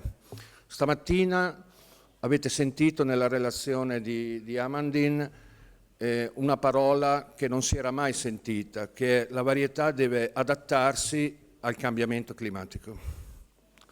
Perché noi pensavamo che una varietà nuova dovesse essere produttiva, grossa, dura, resistente, dolce, eccetera. Invece oggi i requisiti più importanti per una nuova varietà sono che la varietà deve essere capace di adattarsi ad un ambiente. E questa è la cosa più importante, il valore vero della varietà è proprio quello. E non è vero che tutte le varietà sono adatte a quegli ambienti, tutte le varietà non sono adatte agli stessi portinnesti. Sui portinnesti prendo spunto dalle domande fatte da penso tecnici agricoltori delle zone del sud, perché noi oggi abbiamo parlato di portinnesti nuovi che sono stati creati in zone continentali, addirittura alcuni nella Russia, alcuni in Germania. E questi portinnesti qui vanno, secondo me, perfettamente bene nei terreni, nei climi, nei modelli di impianto di queste regioni, di queste nazioni, di questo clima. Però le prove che la sperimentazione, quindi le prove sperimentali che vengono fatte negli altri ambienti non necessariamente dicono che questi portinnesti si adattano bene a delle condizioni che possono essere anche, come avete sentito, un tenore di calcare molto alto. oppure una disponibilità idrica molto limitata, oppure una presenza di nematodi o problemi di reimpianto. Quindi ben vengano le innovazioni sia nel settore delle varietà che nel settore dei porti innesti, però secondo me se alla fine chi non ci deve rimettere è l'agricoltore che ha investito su queste novità, e quindi occorre dare all'agricoltore tutte le possibili risposte prima che lui faccia le scelte, perché altrimenti queste scelte nel breve periodo si rileveranno sbagliate. E un'altra questione riguarda il numero di queste introduzioni che vengono immesse sul mercato, diciamo, continuamente. Quindi da una parte c'è una richiesta di orientare le scelte verso poche, ma soprattutto chiare risposte, e dall'altra c'è invece un'offerta che può anche disorientare chi queste scelte le deve fare, soprattutto dove non c'è dietro una programmazione che dovrebbe essere fatta da quelle realtà che sono realtà più o meno organizzate e più o meno controllabili. In Emilia-Romagna abbiamo un sistema basato su alcune organizzazioni dei produttori, ce ne sono due abbastanza importanti che riescono in un qualche modo a indirizzare queste scelte, sia dalla parte delle varietà che dalla parte dei porti innesti. In Trentino Alto Adige, diciamo, tutto il sistema è allineato su un unico modello fatto di varietà, di porti innesti, eccetera. In Puglia le condizioni ambientali, quindi terreno, clima, eccetera, purtroppo cioè le scelte non possono andare oltre che quella della scelta. Abbiamo sentito di un portinnesto che è il Prunus male, che è un portinnesto tradizionale, quindi legato a questo anche la possibilità di non realizzare degli impianti ad alta densità o altre strutture.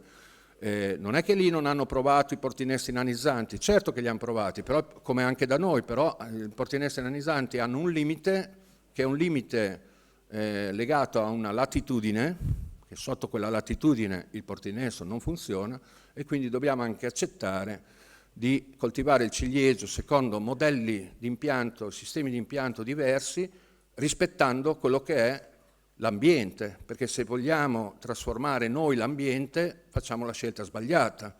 Noi dobbiamo rispettare quello che sono le caratteristiche dell'ambiente e cercare di andare in quella soluzione. Non possiamo fare l'altissima densità in Puglia e nemmeno in Libano. Però ci sono altri strumenti, adesso oggi non se ne è parlato, però ad esempio l'uso in Spagna hanno intensificato gli impianti, hanno la possibilità di usare dei prodotti brachizzanti, quindi loro utilizzando dei portinesti vigorosi, quindi rustici, che possono crescere in quei suoli lì, con l'uso dei brachizzanti riescono a contenere le dimensioni. Ad esempio in Italia questa cosa non è fattibile perché questi prodotti non sono registrati. Diciamo che le soluzioni ci sono, però ripeto, l'ambiente è quello che condiziona più di tutto, cioè non andiamo contro la natura, questo è un po' il concetto. Quindi quelle due strade importanti, perché la scelta varietà e la scelta del portinnesto sono le scelte fondamentali per chiunque si avvicina a fare nuovi impianti, sono scelte che devono essere accompagnate e possibilmente dietro ci deve essere un minimo di sperimentazione. La sperimentazione sulle varietà e sui portinesti è una sperimentazione che ha dei tempi per avere delle risposte sicure molto molto alti. Questo è un po' il concetto così. Per finire io non devo far altro che di nuovo ringraziare soprattutto i relatori che sono venuti da tutti gli stati, perché abbiamo avuto praticamente da ogni paese c'era una presenza importante e qualificata. Gli sponsor che hanno a loro volta sostenuto il convegno e anche i relatori, perché avete sentito praticamente che oggi ogni innovazione che viene introdotto ha già dietro un canale commerciale di distribuzione importante, perché le varietà si devono anche diffondere attraverso questi accordi. E poi tutto il pubblico presente, adesso si è un po' diradato, ma veramente abbiamo toccato un picco, mi dicevano, di 550 persone nelle 3 sale del simposio. Domani sarete in 150 nel tour di Vignola, quindi 3 pullman, sarete in 100 circa nel tour di Ferrara-Bologna e una 50 persone nel tour di Verona. Voi sapete che l'organizzazione è fatta di persone, ma è fatta anche di collaborazione, nel senso che noi cerchiamo di fare il meglio, però ci aspettiamo anche una certa, almeno una puntualità vostra nel momento in cui diciamo si parte, perché domattina ci saranno questi 7 pullman che in orari diversi, li vedete qui, dovranno partire e raggiungere tante località, e vorremmo in un qualche modo rispettare sia le partenze che gli arrivi nel pomeriggio e nella sera, perché poi molta gente è impegnata, ha degli ulteriori spostamenti da fare, quindi cerchiamo almeno di partire in orario e secondo quello che c'è scritto in questa slide.